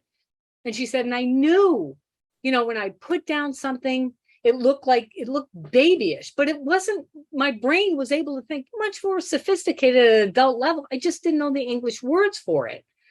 So she said, I began to hate showing anybody my writing because I knew that people would look at it and look at me and be judgmental about, is there something wrong that you don't know how to write? So she was like, I was good. I was done. So to have an adult say that, who's an intact, cognitively able, but didn't get the approach that was correct, I thought that would have been me. That absolute, because we were very much the same personality. I thought, my God, that would have been me. And how frustrating, how would I feel feeling that way? And because writing is a big part. So, and then to compound it, we try to teach grammar, as how I did. I don't know how to do it. We try to teach grammar skills by using mass marketed materials. The problem with mass marketed materials is they're used with hearing kids. Hearing kids already know the rules. You don't have to teach hearing kids grammar rules. They've heard them since they were babies. They have to, polish up a little bit, but they're just going to practice in those workbooks. And like pick is or are. Kids, you'll watch them. They'll be like, the boy is funny. The boy are funny. The boy is circle. Next one. Okay. That's all they do. They're just practicing using their ears. The deaf kid, when you give them that paper and watch them, because they do it. And I know some of you are laughing because you've watched them do this. And you say, here, pick out is or are. And they're not really sure what. I know it needs one of them. So I watched one kid not reading anything, just alternating back and forth. Is, are, is, are, is, are, is, are. And she came up and gave it to me. I'm like, did you read these? Oh, yeah. I said, I don't think you did. I watched you. She's like, well, it's one of them. I'm like, yeah, not really the idea. I wanted you to know. But again, I'm a new teacher. I don't know what to do. I'm like, okay. Then another kid I saw doing one potato, two potato, trying to figure out. And I'm like, this is no good. This is not how we do grammar. And I felt worse and worse and worse because these aren't strategies. This is survival. And I didn't know how to teach this. And those materials were not helping me teach how these words work, teach how these grammar concepts work. And grammar stinks. Most people don't want to teach grammar, and most people don't know it well because hearing people, you don't need English grammar. Your ears will work for you. Deaf people who aren't using their ears, if they've written enough, they're able to see it better, and they know they've read enough that they can correct it. But the kids are like, I don't get it. So we'll talk about that when we do the BGC, if you stay for that. So this bothered me so badly because reading and vocabulary weren't as bad, but writing was terrible for me because I didn't know what to do. And I hated the idea that they had to put their hand up and I had to go and help them. I hated that. I wanted independence, rough draft and then moving on, but I didn't know what to do. So Todd and I met over 20 years ago. We were working at a school for the deaf, and we had a bilingual program going that we were implementing at the school under a Title I grant. And I said, we have got to do something about grammar. Everybody hates it and everybody avoids it and hopes the kids are going to get it. That's not an answer. So we started thinking about, how do you make a true curriculum, a curriculum that teachers can open. It's digital though, so it's all online instead of in a book form. How do we teach them the concepts of how something works in ASL, even if they're not full ASL users, and then take those concepts and bring it over and apply it to English so it starts making sense to them? Same idea of what we've been looking with, this sort of idea of concept first. Here's what we're talking about. So for an example, every sentence has a subject. On the earth, no matter what the language is, you have a subject. You're talking about something, a who or a what. So if you can get to understand that, we have a bunch of lessons of how they do that. Once they understand that concept, you can apply that now to any language you want to apply it to do. We then work on English because we're using English in this country, but it would work with any other language if you're learning that language. So to start off, I wanted to survey, because we were doing a lot of consulting all over the country in some different countries. And I asked people in the elementary levels, I wanted to get a feel for, what are people doing for grammar? Because I thought, well, maybe there's other stuff. Because I had been trained in graduate school on something called Apple Tree, and that's still around. Other people, there was another one, the Rhode Island sentence systems. Those two things we had training on. I can't remember what the other things were, but other than that, there wasn't really in depth. That was really focused on the deaf child moving up this hierarchy. So I asked people, I said, hey, what do you do for grammar teaching at your school? So these were the answers, obviously not the real people, but these were the answers at one of the schools for the deaf. And I asked them. So I asked the K1. Now imagine you have a kid in elementary school and they're going to bop through these 3 teachers from kindergarten to 5th grade, and think about their writing skills, what it's going to look like by the time they're done. So all I asked was, what do you do for grammar instruction? What do you use? How do you teach grammar? So the K1 teacher said this. She said, well, they have to learn those words, the and is. They show up all the time. They're really very important. And I thought, I didn't say to her, I'm like, I just, recorded what people said. I said, okay, great. so she was like, so we do lots of sentences pointing out the and is and some other little words. That was her grammar instruction for 2 years, for kindergarten to first grade. Possibly the worst possible place in grammar instruction to start, because they mean nothing. They're function words. They have a function of grammar, but you need the whole before you can put in the little parts. So, but probably what I would have said too, if someone asked me back then. So not blaming anybody. I asked the next teacher, okay, kids been you, now they're moving to you. So what do you do for grammar instruction? He said, multiple meanings. Kids have to know multiple meanings. Did you know run has over 60 different meanings? And I said, I do know that. And I'm just recording. I'm like, okay, thanks. And then I was like, but that's not grammar. That's not even grammar. That's vocabulary and reading comprehension. That's not even grammar. Got to at least do grammar. So now the kid's been in for 4 years. These two teachers have a very incomplete idea of what grammar actually entails and where to even start. Again, no harm, no foul. This was representative of everybody. And again, just like these isolated little islands, no tracking of kids, just teacher does that teacher does that.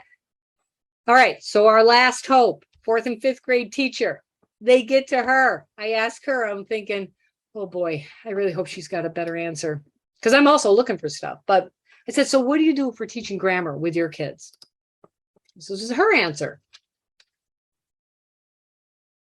She's like, I'm not teaching grammar. I hate it. I like math. And I was like, wait a minute.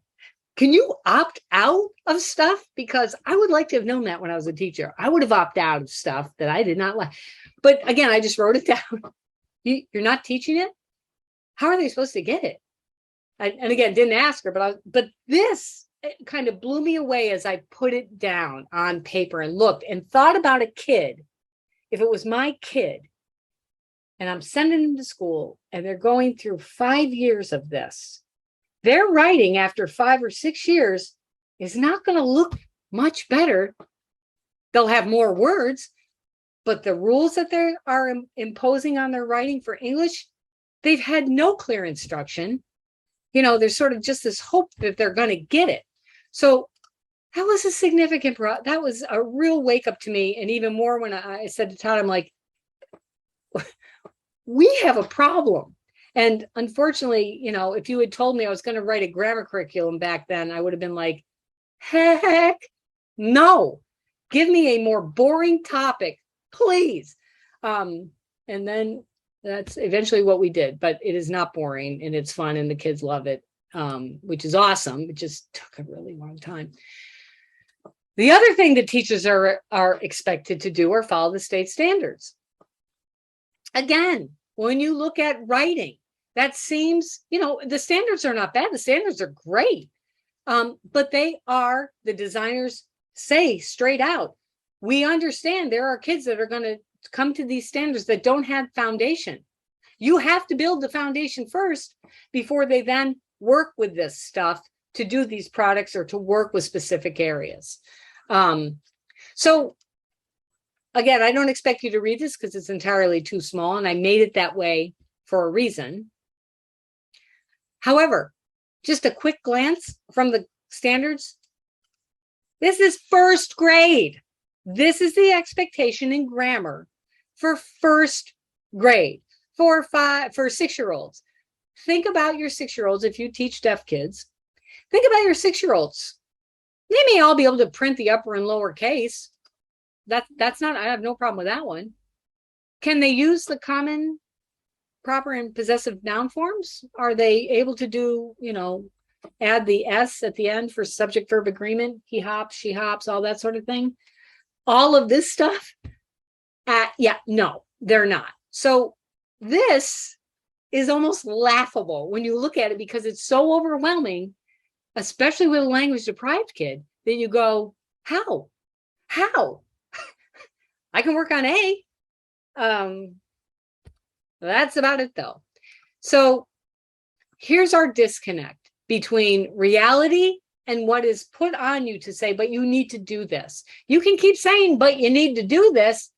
I ain't doing it because they're not going to get there. I'll try, but that's kind of silly.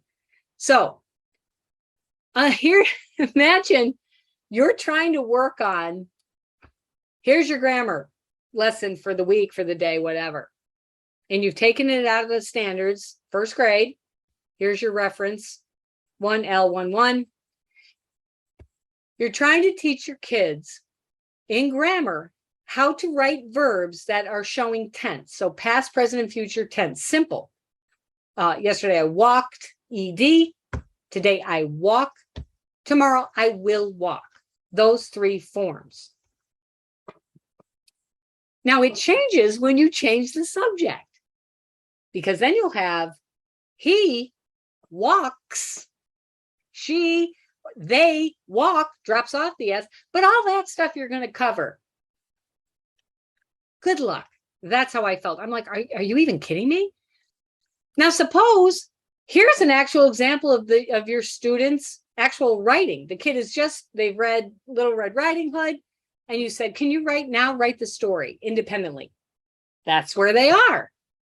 That's their actual developmental level right now. So now,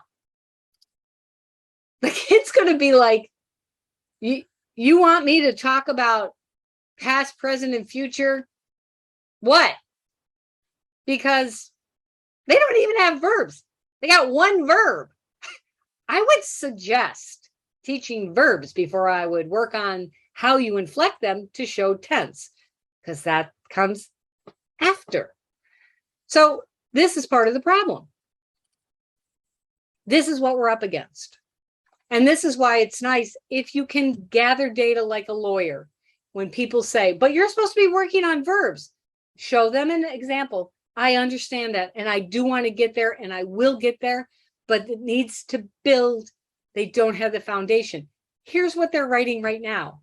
There's one verb. They don't know that they have to put a verb in every sentence. They don't know what kinds of verbs there are.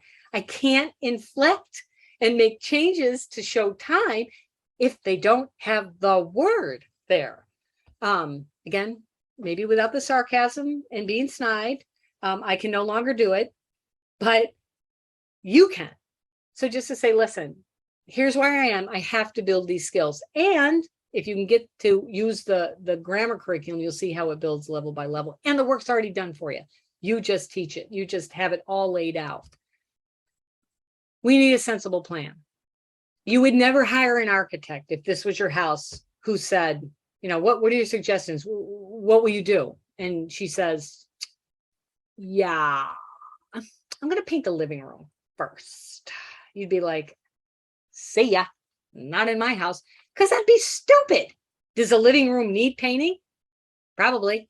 I'm going with yes. Should it be done first? No. Maybe the structure would be a great place to start. No architect, but that would make sense to me. So she'd be gone. It's the same thing with teaching writing. We have to have a sensible developmental plan that's not predicated on what hearing kids do.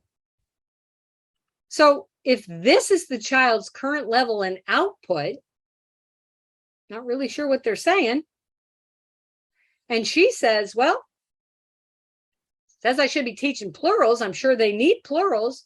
I agree. I'm sure they do. I don't think I'd start there. I might pick something else. Not a plan.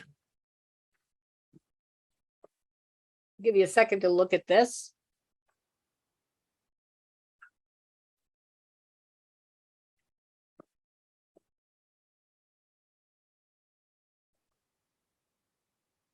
So we've got to have a good plan. We have to have a developmentally appropriate step-by-step way. Kids who are going through it the visual route are going to get better and better independently, the same way that deaf kids do, with the ultimate goal of arriving at writing English as fluently as we can get them. That's our goal, producing more and more independently. Not perfectly, but doing it. Because if I can get you to produce it, then I can work on the grammar. So our big question, which when I then went down to teach lower grades, because I wanted to see how the language developed and how the instruction develops over time. My big question is, when I was teaching kindergarten and first grade, a bunch of great little signers, I'm like, how they kept raising their hand when they wanted, words just like the middle school kids. I'm like, well, this is where it starts. This is no good. And I didn't know what to do. And so I tried to set up, word walls and they're little, like a cooking area, labeling everything and letting kids, if you needed a color word, go to the color. When it was writing time, they could get up and move to go and get a word. But that really slowed down the process. But I didn't know what else to do. We've got to get them to independently want to write and love to write when they're little. So what do we know? We know that deaf kids have plenty of things they want to write about. They see stuff. They may not have the language to label it and do it in English, but they can do it by, drawing pictures or whatever, and they can see it. They have lots of stuff they want to put down in print. The problem when we ask them to write is they have no code. They have no way to get those thoughts up there, encode it, and put it down so it's represented on paper. Like the hearing kids do, using sound to the alphabetical principle, the sound to the letter. They don't have access to that. So over time, they'll do it in the beginning.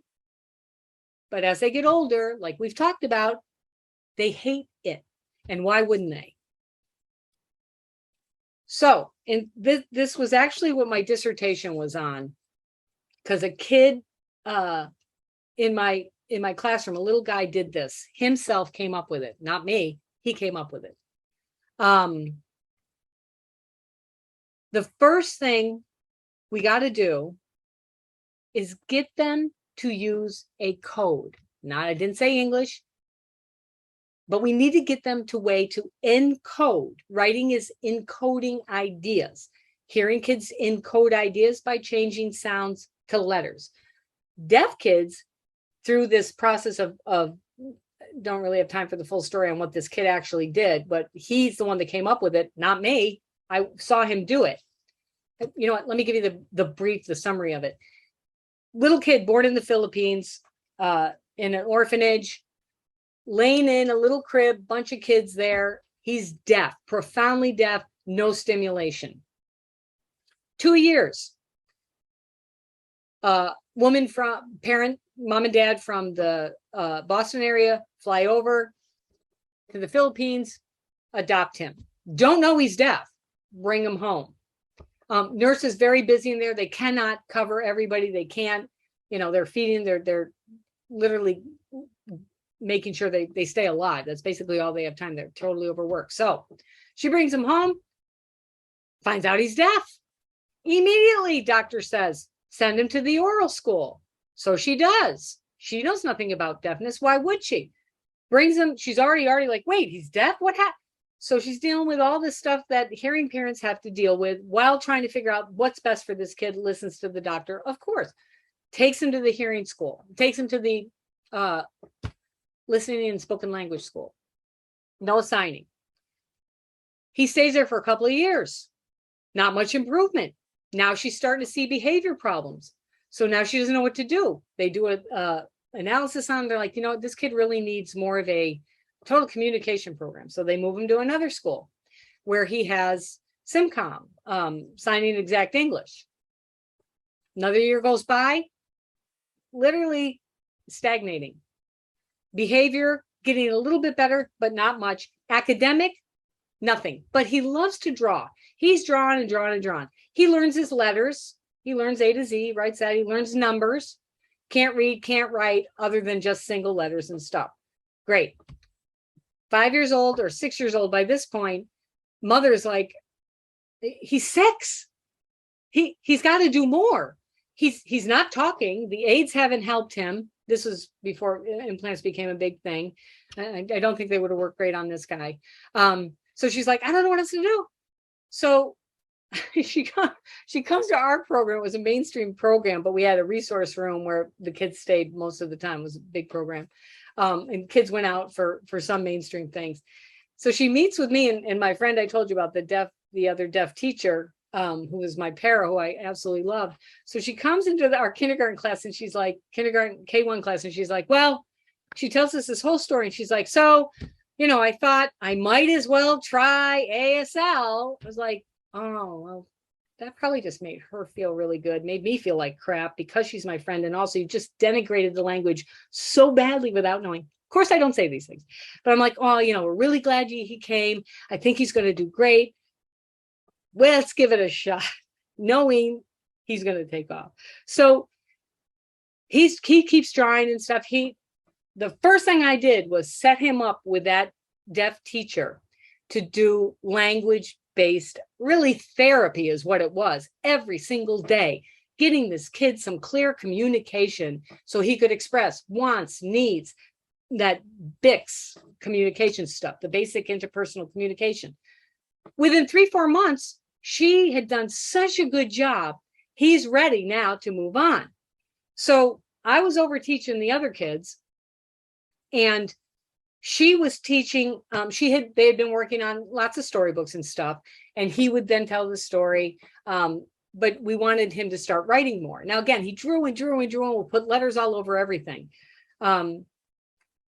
So one day, and I still have the video, but it's on the big VHS tapes, and I don't think I ever got it digitally down. But one day he's sitting with her and she's like, what should I do with writing with him next? I'm like, well, you know what? Take the book.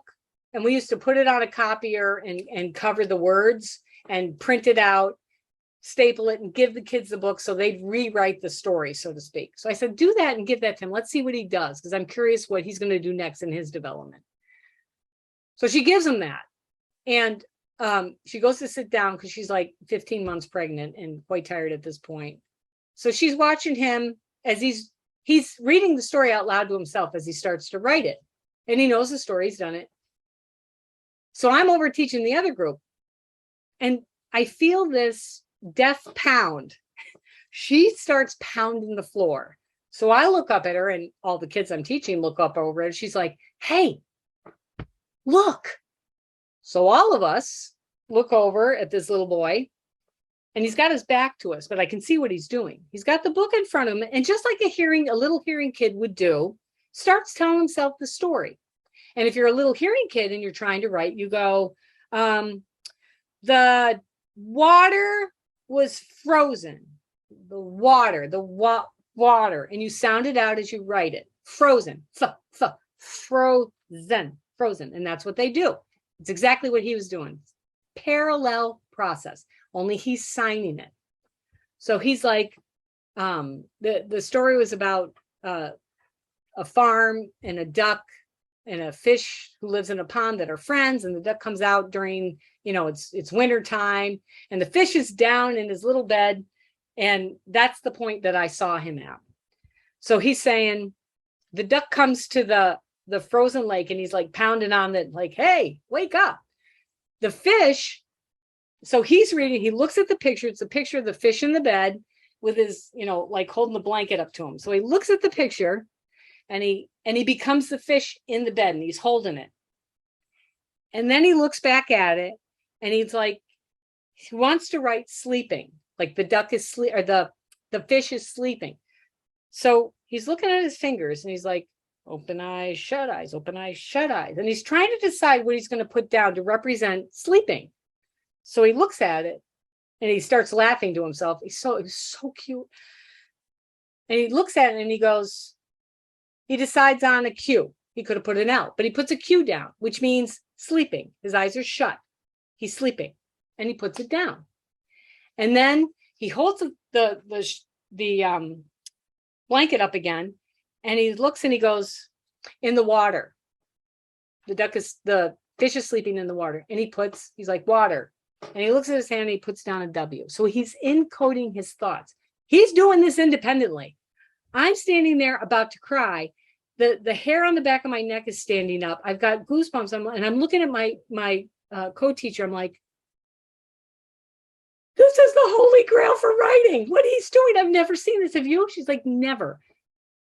He went on to write the entire sentence, the entire story himself.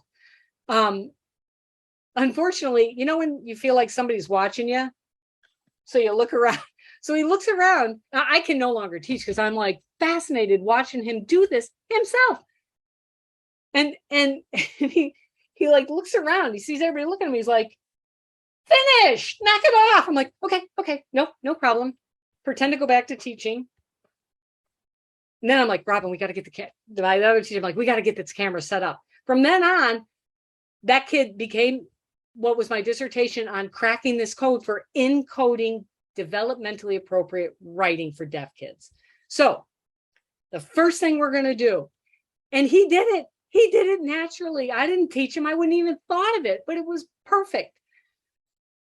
So we have to get them to think, all right, before you know any English, you see stuff. If you can sign stuff, you know stuff.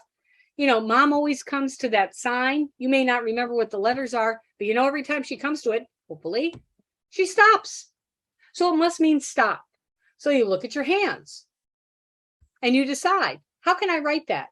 Well, I'll make it a B. And I put down a B. So you have to be able to write letters or numbers to use this system. I'll show you how it works. So again, here's our kids over in Singapore. Taught them how to do this. This little girl, remember her from the reading, who was that glazed over, already not liking it? She took off, was so excited with this. So the first thing we tell them, we're like, hey, I want to teach you guys a secret code, not English, not ASL, a secret code. Who thinks they can learn this really fast? And everybody's like, I do. Good. So we teach them this handshake holder technique, which I'm going to show you. Very easy to teach, very quick. Every kid can do this. Everywhere we've done it, kids can do this. And the idea is, if you can put it in a sign, whatever the concept is you want, look at your hand and pick whatever that hand shape is. We're not going to worry about location and movement, but pick that hand shape and decide. So if you wanted mother, I'd look at it and I'd put down a 5. I'm just coding my ideas. That's it. It's not English, it's not ASL, just coding my idea for this mother. So kid wants to write cat. Let's say they want cat. They look at their hand and they learn to put an F or a 9. This is just beginning. Don't freak out yet. Just stay with me. Maybe they want to say a pretty cat, even if they don't know any English, but they can sign it. So pretty is a 2-handed sign. Starts with a 5, ends with an O. Pretty, 5-O, pretty, pretty cat. 5-O-F is a way to secretly code pretty cat. You can write a full sentence. You can write a full book if you want. It's that robust. So if you want to say my pretty cat is black, if you signed my is an open B hand shape. We don't have a way to write an open B. So kids will look and go, they'll either pick a B or they'll make it a 5, but most of them will pick a B and put down that. Pretty, 5-O, F for cat, and black, 1. My pretty cat is black. So you can do a full sentence. So I'm going to quickly show you the training that we give the kids, and you'll have a copy of this. And I'm going to blast through it because you'll have time, but it literally takes 30 minutes. So I showed the kids, I'm like, all right, I'm going to show you a secret code. Here's what you do. This is for the teachers to help them know what to do. They're going to learn how to use this code, this handshake code called the handshake holder. You're going to give them a picture. So a couple kids come up and say, okay, come here. Full access. The kids have to be able to write A to Z, uppercase, lowercase, whatever, but at least write A to Z. And they have to be able to write 0 to 9, all the numbers, those numbers. If they can't, you're going to wait until they can, because they can't code it if they don't know those 2 things. So I would wait if they're younger and don't know it. So the kid comes up and it's like, what is that? And they sign giraffe. And you say, sign it again, but this time wicked slow. So they sign giraffe. Tell the other kid who's standing there, grab his hand and pull it away and look at it. What could you write as a secret code for that picture. That means that picture. And the kid's like, oh, you could write a C. So they do it fast. Yes, that's what you do. How about this one? So the other kid will sign cat. Other kid grabs his hand. What would you write? So, I mean, from the gate, it's very quick because it's easy to do. And then you just keep practicing with all the kids. Ice cream. S. Put down an S. Good. Umbrella, two-handed sign. That's why that's in there. SS. Fence. Numbers. So getting them used to the idea of numbers too, or some will sign it like that. 5, 5, 4, 4, whatever they want to put down.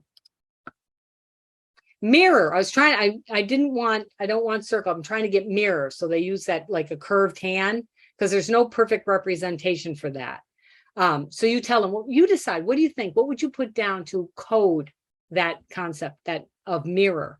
And kids will be like, I might use a C. Some kids would put down a B. I think that was mostly it. This one is not car, is not drive. It's the classifier of a car and the ground moving under it. So they have the two parts. So like a 5 hand or a B hand and that 3. Now we have, and they're like, this is so easy. All of them are like, this is so easy. I'm like, I know. So now I'm going to give you a sentence. Let me see if you can write the sentence in the code. So he says, the girl is smart, and you play it as many times as you need to for the kids to see it. Because sometimes, they're going to need it, obviously more than once. So I said, now you guys think yourself. So they'll think girl, and they look at their hand. And most will write an A. A for girl and smart.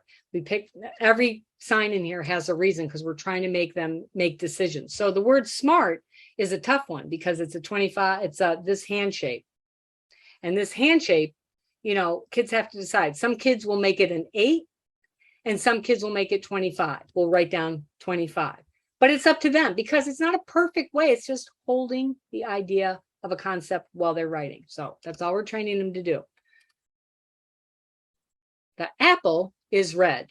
So we just keep going through all of these and they write the sentences and kids share it. My umbrella is blue. The baby is crying.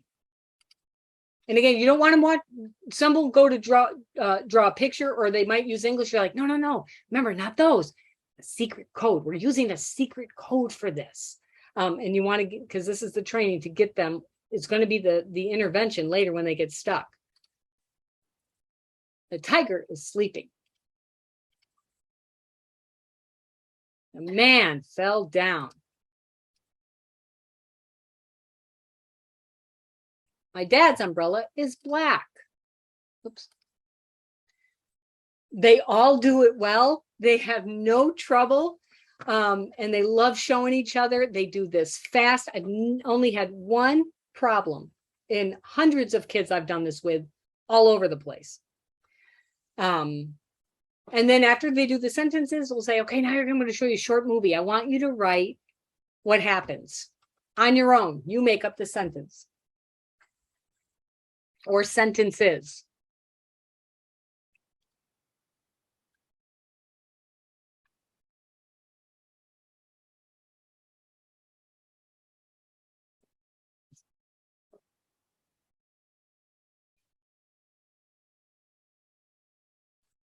And that's it. That's the training. They do great. No problems ever, except for one kid.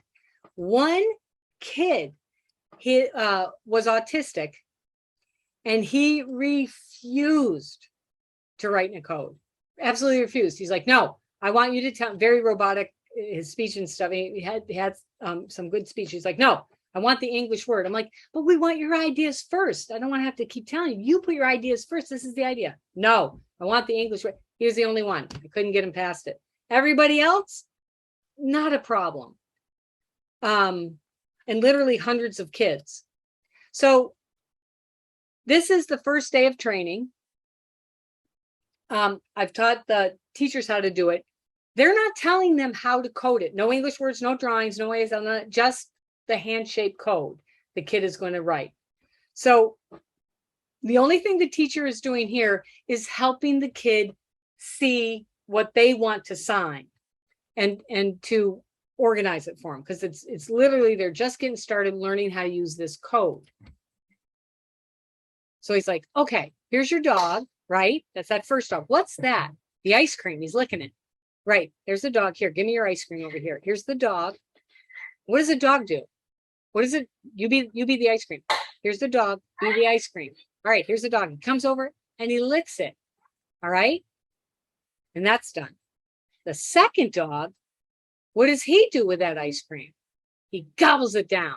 Right. That's what you need to write. So they're just helping them to connect their ideas to the code to start.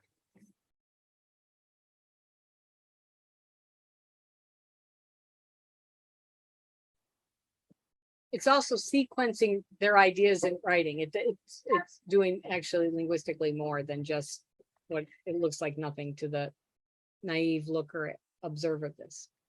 So here they are still practicing, and they're all talking to themselves doing it. The dog gobbled the ice cream, gobbled. He gobbled the ice cream up, gobbled.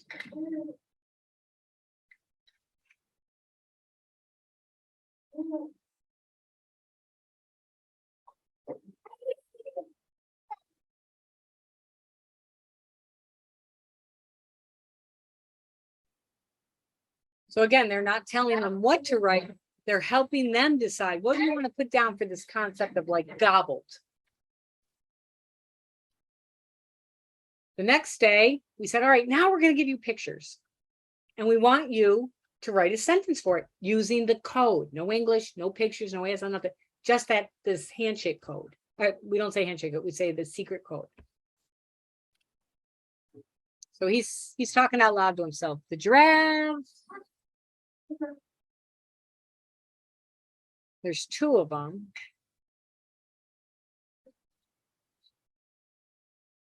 And the window's open.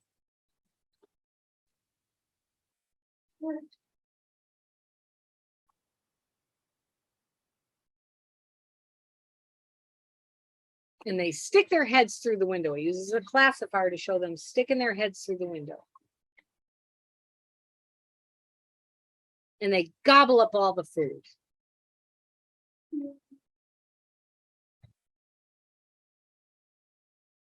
And I'm done. Not crying, not hating it, done. He doesn't say that, I'm adding that, obviously. So now we want the orientation of print to go left to right. So that's when I will insist on, be like, oh my God, that's so good. But we're just going to move this up to that line. So you write it, start here, over there. Because they have to learn how to write in English there. Some languages do go top to bottom, bottom to top, and over. But the orientation they have to learn is left to right. So, but if you didn't know and you looked at this and you'd be like, oh, the kids, trying to think of different letters and stuff, you would never give that kid credit for coming up with a sentence as sophisticated as, the two giraffes popped their head through the open window and gobbled up all the food. You never would. But knowing the code and seeing what he did, you can.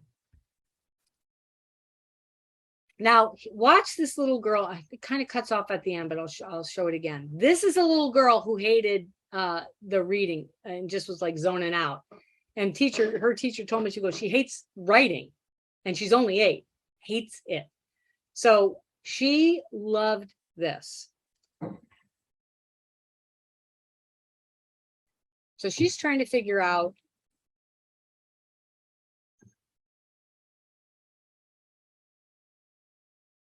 how to encode the different animals in the baby.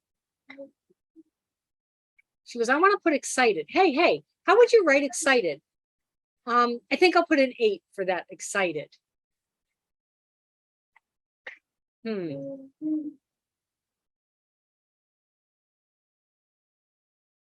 So the woman in yellow is asking the little girl, so what's that? That's the cat.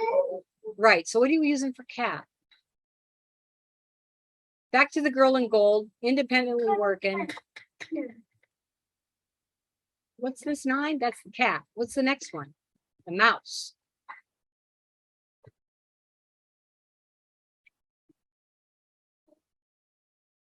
So here's what unfortunately gets cut off and makes me want to cry when I see her do it.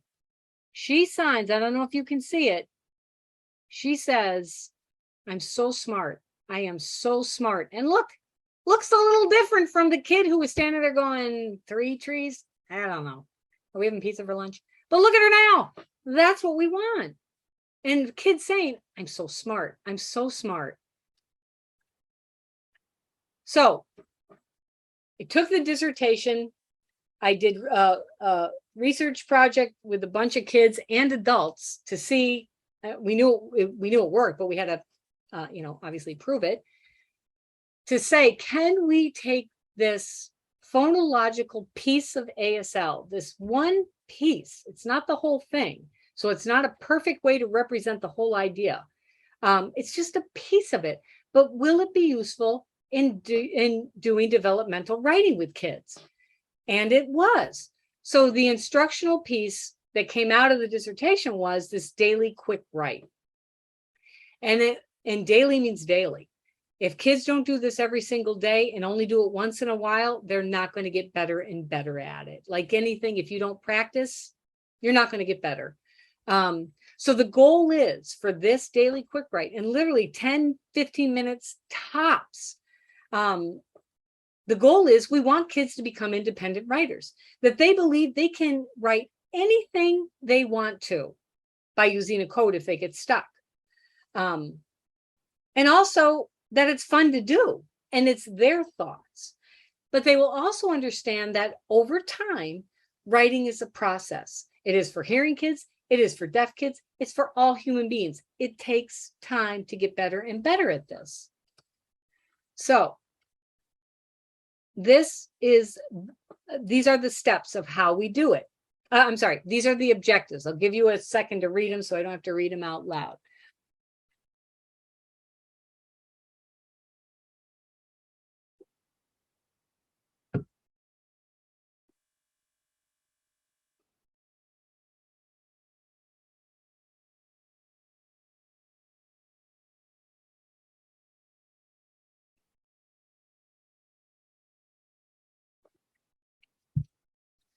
So here's how we do it. Step 1, you show the kid a picture prompt or a GIF, a video, or this can go in 1,000 ways. It doesn't have to be just during English. It can be during science time. It can be during social studies, whatever you want, as long as you fit it in. You show everybody a picture. So let's say we're showing them this little dog. Every kid, you want all the kids to say something about the picture. What you don't want is them to go on and on, because that's going to eat up time. It's got to be brief, because we don't want the kids sitting down and being like, I don't know what to write about. And you're like, no, you just told me. Go write that. So everybody's got something to say about a puppy coming down the steps. Give each kid a copy of the picture. They tape it in their book. They write the date, which I've got to add to that. The date is very important. And then you let them go and you say, write what happened. This is no longer, the secret code time is done. That was just training them how to use the intervention they're going to need. But you tell them now, when we're writing is English.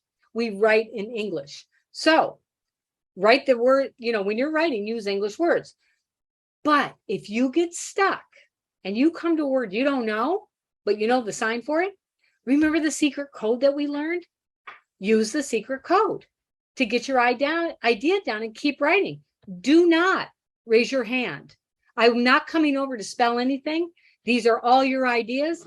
You get all your ideas down first. That's what this activity is for. So rough draft, all ideas down first, completely independently.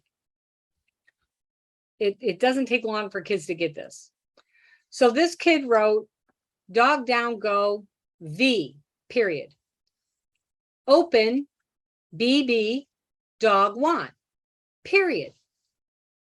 Step 4, they come up to the teacher for a very quick meeting. The only thing the teacher says is, tell me your story, read me your story. And then she says, I love that, is so good, the end. No, oh, I noticed you didn't do this, you forgot that, none of that. This we have got to keep so kids love to do it and want to do it and don't feel she's going to give me a list of stuff I got to fix, or, hey, how about this?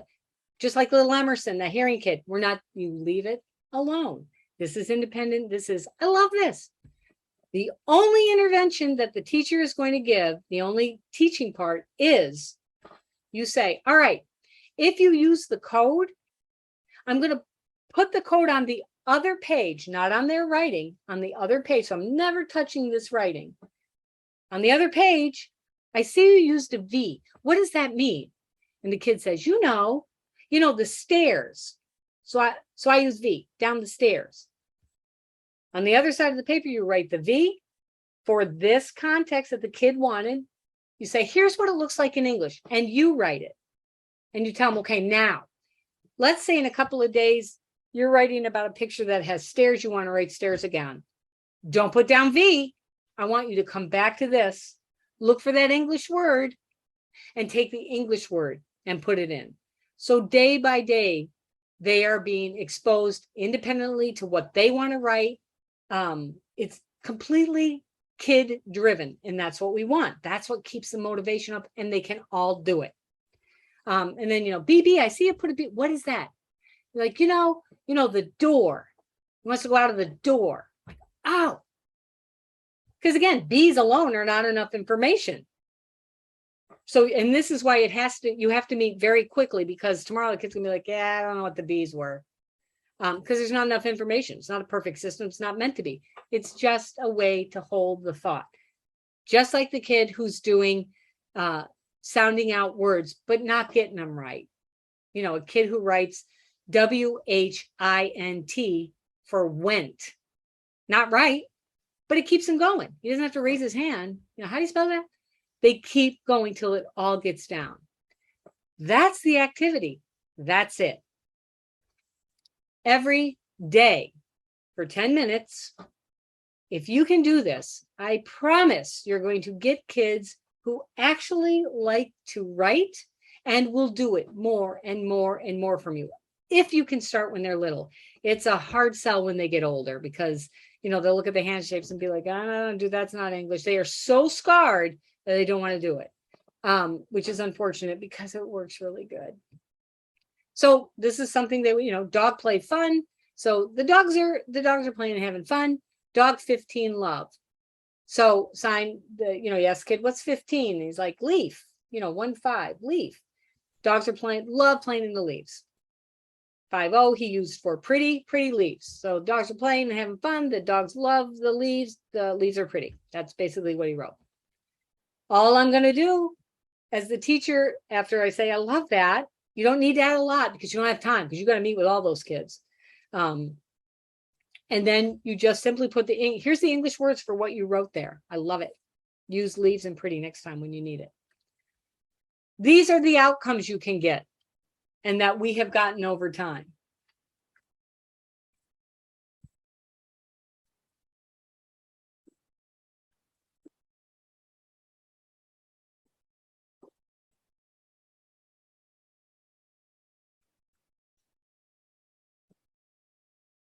And it gives you wonderful, real data to show kids' improvement over time. So one of the teachers of the deaf in Australia, deaf teacher herself, had sent to me saying, and she's in this, or she may be watching after, so thank you again for sending that.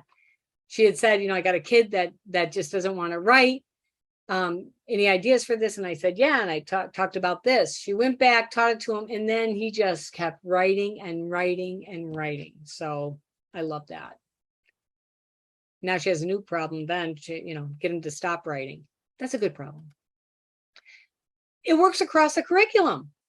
So, the standards, let's say the standards in science, the kids have to write a prompt. Here's a picture of an animal, lists 3 descriptive features. So this kid's looking at a zebra picture and he writes 3 descriptive features. The 4-4, you didn't know the word for zebra. So for the zebra has black and white, and 5 means having stripes. So the zebra's black and white, has stripes, and has the main. So the O is a classifier for the main, that little main there. She should get an A. It didn't say in English. It said, right, tell me 3 descriptive features. That's the rubric for this. Works great. And kids can do it independently. The bilingual grammar curriculum, which we're talking about after this, you can, they can also, even as another BU grad who's working in LA at a school for the deaf, she said, I have a kid who can do the grammar, doesn't even have English words yet, but can do it all just using the hand shapes, subject and predicates, working on the grammar. So that was an example of this, rather than waiting and waiting. This kid was already like 9 or 10. So here are just some basic data examples that we have. And I picked them for specific reasons to show things. But every single kid, except that one kid, made improvements. And the question is not, do they write perfect English grammar? The question is, did the child were they able to write more? That is what we're looking for, because the grammar is where we're going to talk about refining and working on specific things. So this child, the teacher put in the words because I don't know what it means. I don't see the kid writing. You would not write on their paper. You'd write on the other page. She had to, though, because I needed the sample. So no English words yet, just codes for the sign language. So puts the date on in September. Kid writes OA, sign for backpack, the backpack. OO, put in the BB for the book, and 1 for me. So I put my book in the backpack. A great sentence. This is the kid, I think 4 months later, September, October, November, December, January, 5 months later. Again, we're not looking at, are they writing good English sentences? We're looking at, has the kid made an improvement? Yeah. The kid has some issues with space. I would definitely address that, because that print stuff, orientation of print, spacing in between, here, put your finger there, then write the next word, whatever you got to do. But we haven't talked about capitals. The teacher had talked about periods, so that's why you see them consistently there. But if you haven't talked about it, you do not address it in their independent writing. This isn't the time. The grammar time is the time we're going to do it. This one is a beautiful example, again, of a kid, deaf kids, solving a communication problem. So the teacher sends me this. There's a kid near Chicago. And I'm looking at him and I'm trying to figure it out. I'm like, oh, teacher, okay, see that? 8 for line up. Knew the word for up.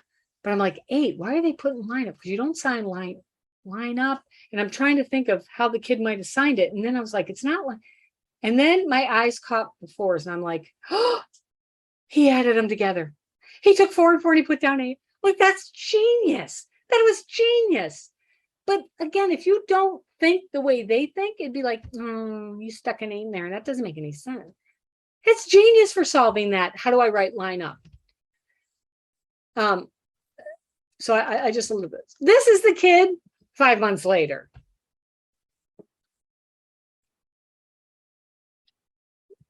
Again, we are not looking at grammar issues. We are looking at, did this child make an improvement from the baseline to 5 months later? Again, these are all independent writing. These teachers are doing this every single day.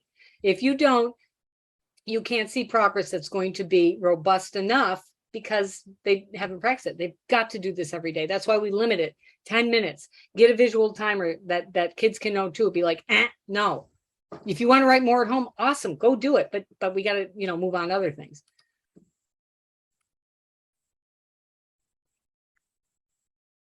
I didn't get the baseline on this kid. I did a workshop for the school, and then the teacher was excited about went and taught the kids how to do it before I could get a baseline. Every kid is going to be different depending on their language background, who's at home working with them, what language they have access to. But this is her 4 years later.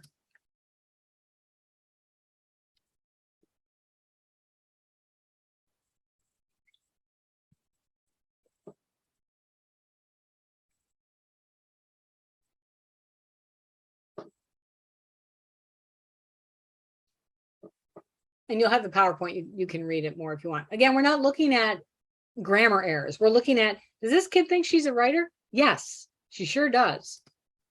Now I can work on grammar with her because she can do it. She can write.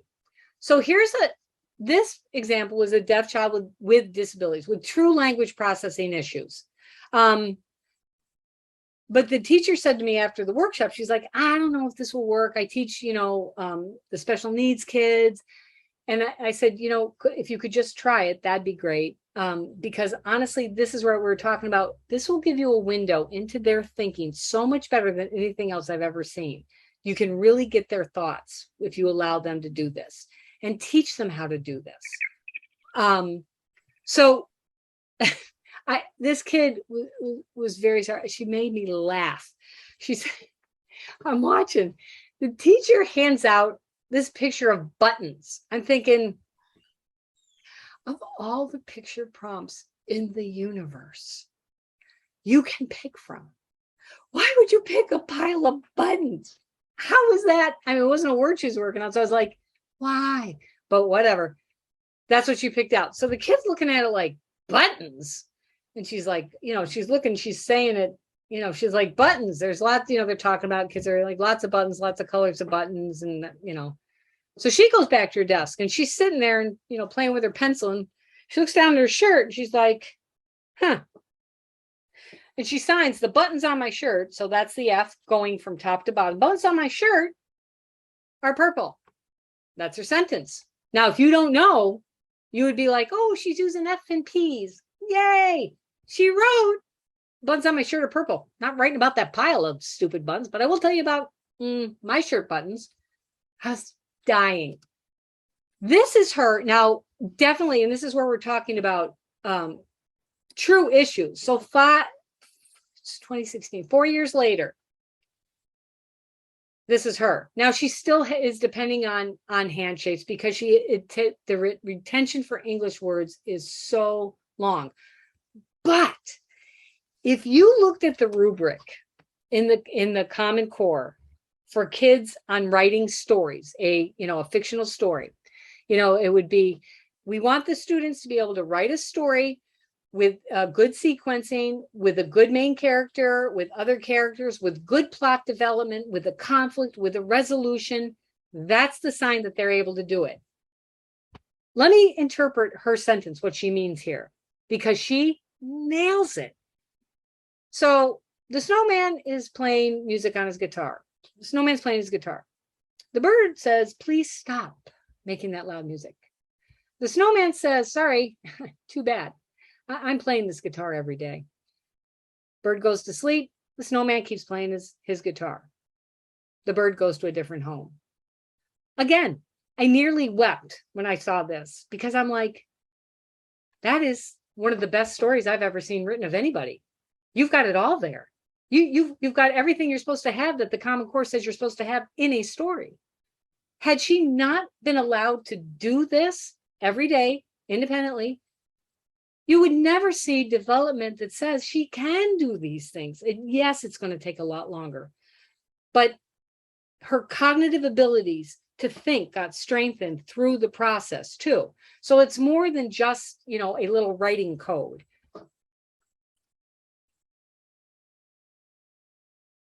So this one I picked only because the kid just used B's, and people will ask, well, if a kid uses a handshake once, will they use it again, or do they feel like I can't do it? They could care less. They don't think of it that way. It's just like a hearing kid. If they write a word that has a T in it, they don't go, oh, I can't use another word that has a T in it. I've already used it.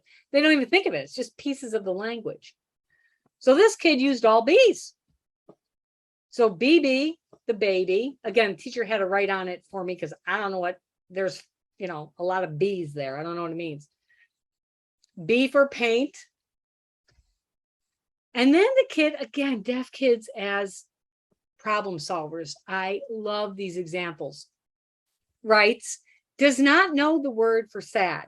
So puts down a B and an arc shape and another B. So I asked the kid, I'm like, what is this? It's like, you know. And he draws like the line for sad. I'm like, oh my gosh, that's so good.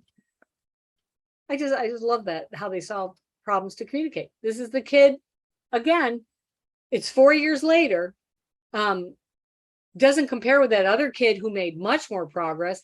This is a kid from came to school very late, no language, had to do all the stuff the teacher had to do with them before they could even get started.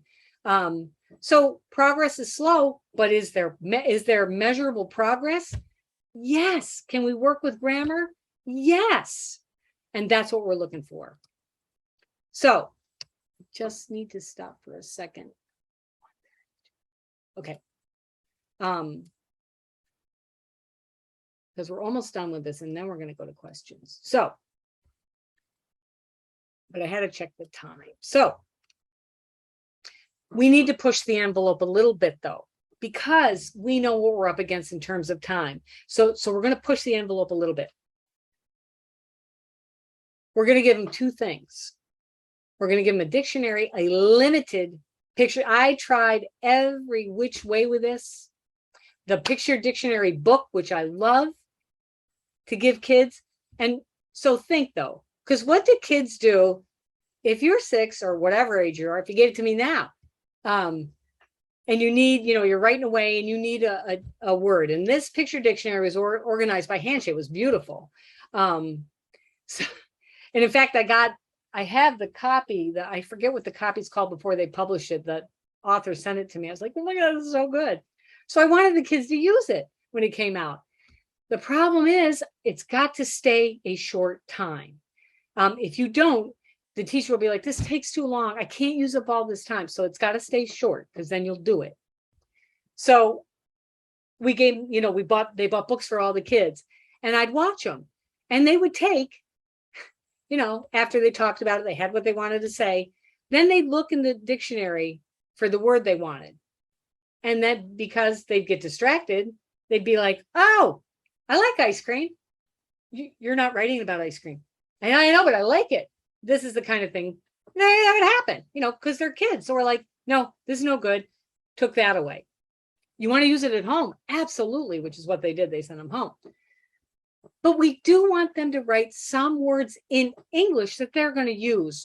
They're going to use all the time. So we're going to give them a limited picture dictionary, but you have to teach them how to use it. So we're talking limited, 5 or 6 pages. I don't think I dropped it in the folder, but I will. So you pick the topics. These are the ones that we had used. We knew they were always going to write about people, girl, boy, mom, dad, that stuff. That was one page. And you bring it out, laminate it, give them one to each kid first to teach them, and say, all right, suppose you want the word baby. Everybody find the word baby. And they all look at the pictures. They're not looking at the words because they don't know them yet. Look at the word. How do you spell baby? And then they spell it from that. So they learn how to use that as a reference tool. Because I don't want you to put, BB for baby, or 5 for mother or mom. I want you to use the English words because you're going to use them all the time. So use this limited dictionary. So other words, feeling words, the emotion words are really good. Animals were good. Food is always good. Vehicles. And again, you can pick it. And as kids get better at it, you can keep, changing these up. But you want to keep it limited because literally they will keep, they will get distracted. They're little. Also tried the word wall, organized by hand shape. Again, the problem was kids would go over. All of a sudden, they'd be looking out the window and be like, hey, it's snowing. And all the kids would run up. So stuff like that. It's like, no, sit down. So we have to keep them focused. One more important page. They need to learn the names of the people in their environment. I'll never forget going to a funeral of a dad of one of my kids when the kid was in high school. I had her in 4th or 5th grade, and I could not remember her mother's name. And she was in the line. So I'm like, hey, what's your mother's name? Because I don't want to be like, I knew her. I just couldn't remember her name. And she's like, I don't know, mom. I'm like, I can't call her mom. No. Remember her real name? Line's getting closer. I'm like, no, her actual name. Your name is this. I fingerspelled her name. What is it? Because you know, M-O-M. I'm like, I'm getting closer and closer. I'm like, she's like, oh. Yeah, P something. I can't go to the grieving widow and be, hey, P something. I am so sorry. So I'm looking going, oh my gosh. So I, veiled it in the way I could. I'm so sorry. But I was like, you're in high school. You need to know your mother's name when you were younger, way younger. My fault, 4th, 5th grade. I didn't know she didn't know it. I'm assuming that she did. So this page you make for each kid, and ask the home, tell me the people you've got to know the names of first. As they learn the names that they're writing about, you switch them out. So get extended family in there. But they've got to do this page. The one other thing we give them after they get going and after they've started the bilingual grammar curriculum, we give them an editing checklist. Now, I used to give editing checklists that were just tons of things, and kids would be like, oh yeah, I checked. They didn't. I didn't when they gave it to me in high school. So it has to be simple and it has to work. So we start when they're little, before they start with grammar. And you have to teach them how to use it. And you say, okay, after you've written your story in the daily quick write, this is a laminated page, that purple one. I want you to do 2 things. I want you to check your writing, and you're going to do 2 things. And if they're not there, you're going to fix it. Number 1, you're going to write the date. So the kid looks, and they literally have to check when they're editing. It's not like, oh yeah, I did it, because that's what they'll do. So they have to look over here first and see, where's the date? There it is. Check. Physically, there it is, because if it's not there, the kid has to write it in and then put the check mark. And then they come back and be like, check, I did it. I wrote 2 sentences, not perfectly, not grammatically great. Just did you literally write 2 sentences? 1, 2. And if you didn't, add the other one before you come up to me. Check. So the kid comes up with the book and the editing checklist. This is how they learn to do this editing process. That's going to be so important for them, but done in a way that's going to make sense. As they get better and as they start moving through this curriculum that we wrote, we're going to hold them accountable for what we've taught only. Because once you have put blood, sweat, and tears into something, teaching them that every sentence has a capital, every sentence ends with a period and other stuff, but to start, every sentence has a subject. So as an example for this particular kid, 3 things, already knows to put his name and his date, and not adding that, don't need it. Literally only a couple, and that says 3 or 4, it should say 2 or 3. That's it, because we don't want kids, A, not doing it, and B, being overwhelmed with it. So again, they have to check it. So let's say this kid, John, writes his, there's the balloon in the picture, and he's written boy balloon blue, give happy. 2 sentences. Okay, great. So he looks, each sentence has a capital. He goes back. He'd have to check. There's one. This, even though it's not a subject, he thinks it is. You leave that alone for right now. This should be a capital G. He can't check that off till he fixes it. So he should be like, whoops, change that to a capital G. Now he can check those 2, and he can go back to his editing checklist and check it off. Each sentence ends with a period. He looks at, oh yeah, whoops, puts it in himself. Nobody's standing over him going, did you add your capitals and periods? Like I did in middle school going, this is ridiculous. The kids know it. They just need to now become accountable. Not spoon-fed, not told, not retold. I taught you, you write it. So if the kid comes up, written his thing, hands it in, he's checked off everything, and you're like, you look at it and you're like, you literally checked boxes off and did not do it on that. And the kids will be like, yeah, I did. I'm like, you didn't. Have a seat. And kids will be like, well, where did I miss? I'm like, I absolutely am not telling you. That's the point of the checklist. That's the point of the formal instruction you went through. Your job is now to become responsible for what you've been taught, have a critical eye on your work with limited editing things you're going to be held accountable until you master them. Then we take them off and we put new ones on. And it does work. You just have to be consistent, and you have to. And one boy was like, "Oh, I don't know where." I'm like, "That's fine. I'll meet with you at recess time and we can look at it." No, let me look. I'm like, "Yeah, I thought you'd say that." And he went back and I see him doing one of those oops, and fixing it all. I'm like, "Yeah, that. Come on." So they can do it. It just has to be manageable. So that's it for the writing, the basic writing piece, but it really works. Anybody else watching you is going to be like, "What's that? That's not even English." And again, you tell them, step back and leave me alone. And let me teach this child from their point of view. That makes sense. But good luck, because it's not always easy, I know. So just step back. I know you have to be nice, but I get tired of being nice when people try to make kids do things that they don't understand. So let's see. Questions on the writing or anything else, because I know we only have 15 minutes left here. And I really appreciate you guys sticking with me. This is the Bedrock book that I wrote, that has that stuff, and it has other stuff too for younger kids on, how do you develop their schema development and other activities for younger kids.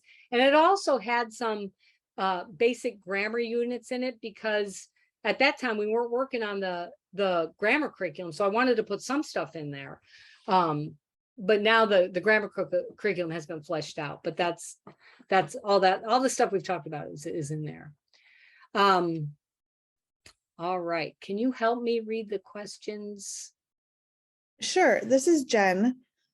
So the first question was, who is the main researcher I can find that has data about not using phonics with deaf and hard of hearing students? I have to take that data to every meeting. I can give you the copy of my dissertation that was a research based at Boston University, jumped through every hoop I had to jump through. It took me years to get it done. I can give you the reference for that. I can give you, there's a guy named Sam Sapala who wrote a system with some other people called the grapheme system, which is a much better system, but you have to get buy-in from everybody, because it teaches the kids how to encode, not just the hand shape, how to encode for every sign has, at least hand shape, location, and movement. And they have symbols for these, and it's great. I can give you that. If you email me, I'll send you the references for that. There are more, and I still don't have them at my fingertips, but I'll look. All right. And then there were a couple of questions about using like the hand shape holder if it's a non-manual marker, but that non-manual marker is the difference between two English words. So how would you use that? And then would you just kind of suggest conferencing with students very soon after they write that code so that you could help to flush that out more? Right, absolutely. And the beauty of this is you take all that power, you give it to the kid. The kid will tell you, here's what I meant. And they'll try to solve it, by thinking about it as they put it down. They get better and better at it. Then when you meet with them, it'll be like, so what's the concept you're meeting? The idea is it lets them keep writing instead of stopping and being like, can you come and help me? They keep going. So it's a wonderful time to be like, okay, so what is it you want to say here? Oh, okay. And then helping them. So that's the idea. Totally letting them drive the process. But yeah, that's a great question too. So then another question that's kind of related to that hand shape holder. So after you conference with a student and give the English word for the coded sign, are you asking them to rewrite what they wrote underneath, or are you only using it as a reference in future writings? Right. Again, a great question. I can see where that has value. And I would, if you are like, they've got to do it again, I don't have a problem, but make it, send it, make it, say, do this for homework. I want you to look at your rough draft and now write it in the English and bring that in as homework. That's fine. What happens is if we ask too much in that, again, that 10-minute time, that 15-minute time, it's going to start getting to be 20 minutes, 25, 30 minutes as the kids read writing. And not that it's a bad idea. The problem is it's going to eat away time that you're going to be like, I just don't have time to do this. And that's worse than not doing at least that short daily thing, because that will give you. But you could definitely send it home for homework and be like, here's a new book. I want you now to write your second draft in that book and bring it back, however you want to do it. The next question was, first it was, I love all the information I have learned. Thank you.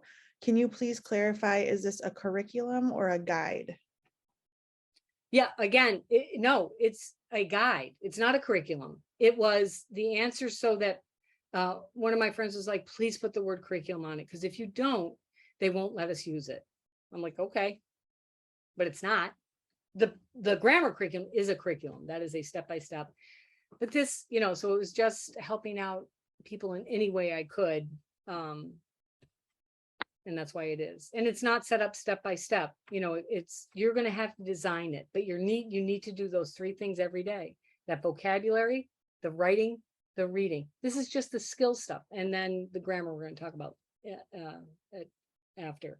But for language deprived kids, they need the skill building work every single day, because you can't do anything else. You can do other things, but if you want to make sure these 4 get hit, they're non-negotiable if you're going to build that skill. This tells you how to build it. Your kids, only you can know which sentences to write for them, which words that you're going to use. You have all the words there too, but that's why it couldn't be legit day 1, day 2, day 3, but you have all the ways to implement it yourself. And then there was a question before when you were talking, did you say graphic system or graphene system? So Right. I think they were Right. just looking for more information on that, or how to find that information. Right. It's called the grapheme system. They sign it like this: the grapheme, GRAPHEME, like phoneme, a sound, a piece of a word is like at. One piece is a phoneme.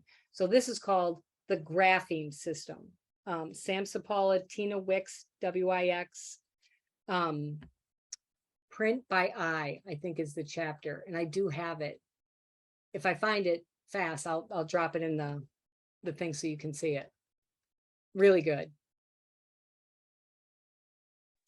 And then the last question I saw was, is there a way to do this with students who only get DHH consultation services or only get 30 minutes a week or less of direct DHH services?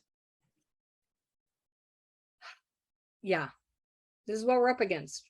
You are asked to do the impossible. And then you're imposed a time that you can't even do the impossible in that amount of time. And I have no answer for that. You can't. I can't. Nobody can. It's not enough time. And short of that, it's, again, thinking like a lawyer, collecting evidence and saying, we need to service this kid better because this 1 hour is not cutting it for this kid. This is what they look like. But short of that, I honestly, I don't know how to fix a system that has been broken for so long and keeps staying broken. And the next generation of teachers of the deaf come along and they fight the same battles. I mean, these are the same battles we fought back in the day, and they fought before me. It is annoying. Unfortunately, it is what we have signed up for, though. I wish there was an easier answer. Well, and there are some thoughts in the chat around working with a special ed teacher on this, or the interpreter, to help support some of this so that the student could have access to some of these concepts. And activities and strategies every day. So, I'm sorry, I was reading that and trying to listen to you. Was that a question or was that just the comment? No, I think it was just a comment. Yeah. back. So that is all the questions I have. I did not see any other ones that you or someone else didn't address in the chat as we were going through your presentation. All right. Yeah, this is Heidi. I didn't catch any other questions either. So someone had Oh, asked there's about- one. Let me go back. This is an Okay, go important ahead. Nicole was confused and she might have, I think they might have answered her after, but she was like, I don't see how this code was going to get them to English. Hopefully now it's a little more clear. Again, it's the parallel process of that hearing kid who starts off writing cat with a K because they don't know it's a C. They don't know that C can have a hard and a soft sound. So they start off writing, my cat is pretty with a K. And then as time goes on, they learn it's a C. And as time goes on, they get better and better. But it takes literally that preschool to third grade. That's a lot of years to become good at this.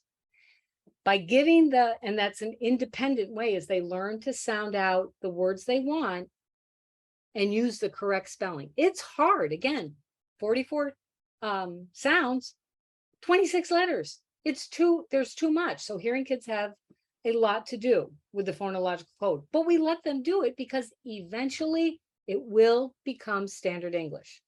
So that's what we did with deaf kids is we said we need a parallel process.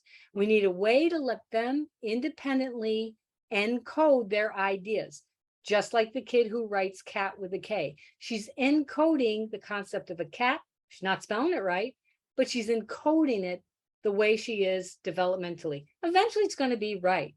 Same thing with a kid who's like, I don't know the English word for cat and puts down a 9.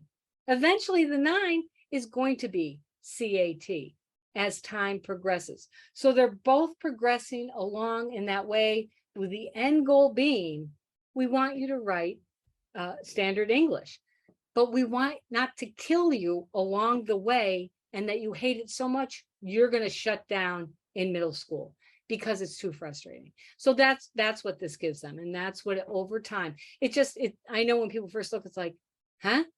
Wait, what? Because we're not used to orienting to the world through our eyes. As hearing people, we're used to orienting to the world through sound. So that's why it does look very different, but it works. And it works really, really good. All right. Yeah, Melinda said to foster a love of writing instead of fear and anger. Boy, that's one of them. Yep.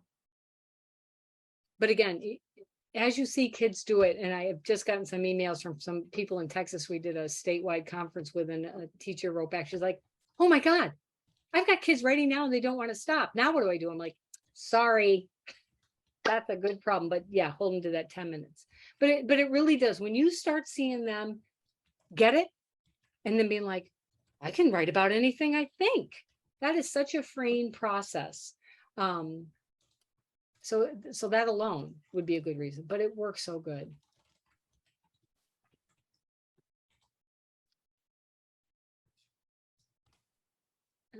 I think we got everything. Good. I hope so. And again, if a question comes up or something that, is really burning, definitely send it to me. I may not get it back and answer really quick, but I definitely will try my best.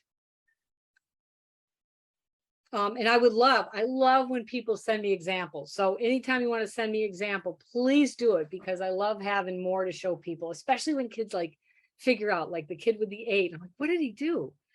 And then getting in their heads and thinking like they do of how they solve issues for community. I love it. I had one teacher, the teacher in LA told me the other day, she's like, well, that's great. Said that this kid took a picture and sent it to me. He's really mad at me. I don't know why.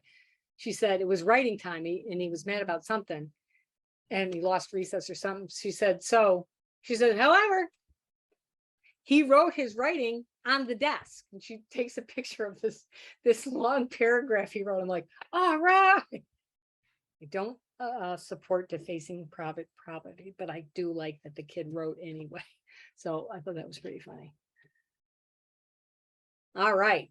Thank you guys. Thank you, interpreters. Thank you for staying with me. If you want to come back, we're taking a break for half an hour, and then we're going to look at the actual grammar curriculum. I think it's going to be recorded too, though, so they can see it too. Yeah, we'll record it. I'm just gonna leave this meeting open, so people can just, shut down their mic, their whatever, and walk away, and then just come back in a half hour.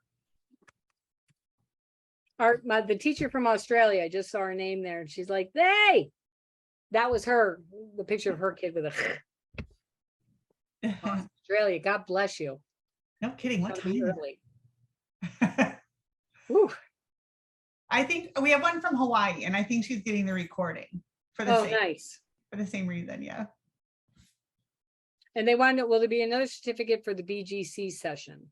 No, there's no certificates for that. That's just a preview, a walkthrough of the curriculum, that because we're hoping to offer it again, but we just wanted to sort of see what the interest was around it. Heidi, will there be interpreters for the next session as well? Yep, we have the interpreters scheduled. I think we have them scheduled till, well, Keith told me we had interpreter. Oh, Keith is coming. Keith will be interpreting for us for that hour. Yes, we have an interpreter. All right. All right. Thank you guys so much for sponsoring again. Thank you for opening this up for free. I'm so appreciative of it because I'm getting so burned out, and I really appreciate this kind of thing that more it can get out there. So thank you guys for taking your time too. And I hope you have a great year, and please send me stuff of your successes. I would love to see it. Love seeing that. All right, so we're going to take a half-hour break. We'll see people back here right around 1:30 to 2:30. Yep. Okay, thanks, Kristen. All right. Thank you.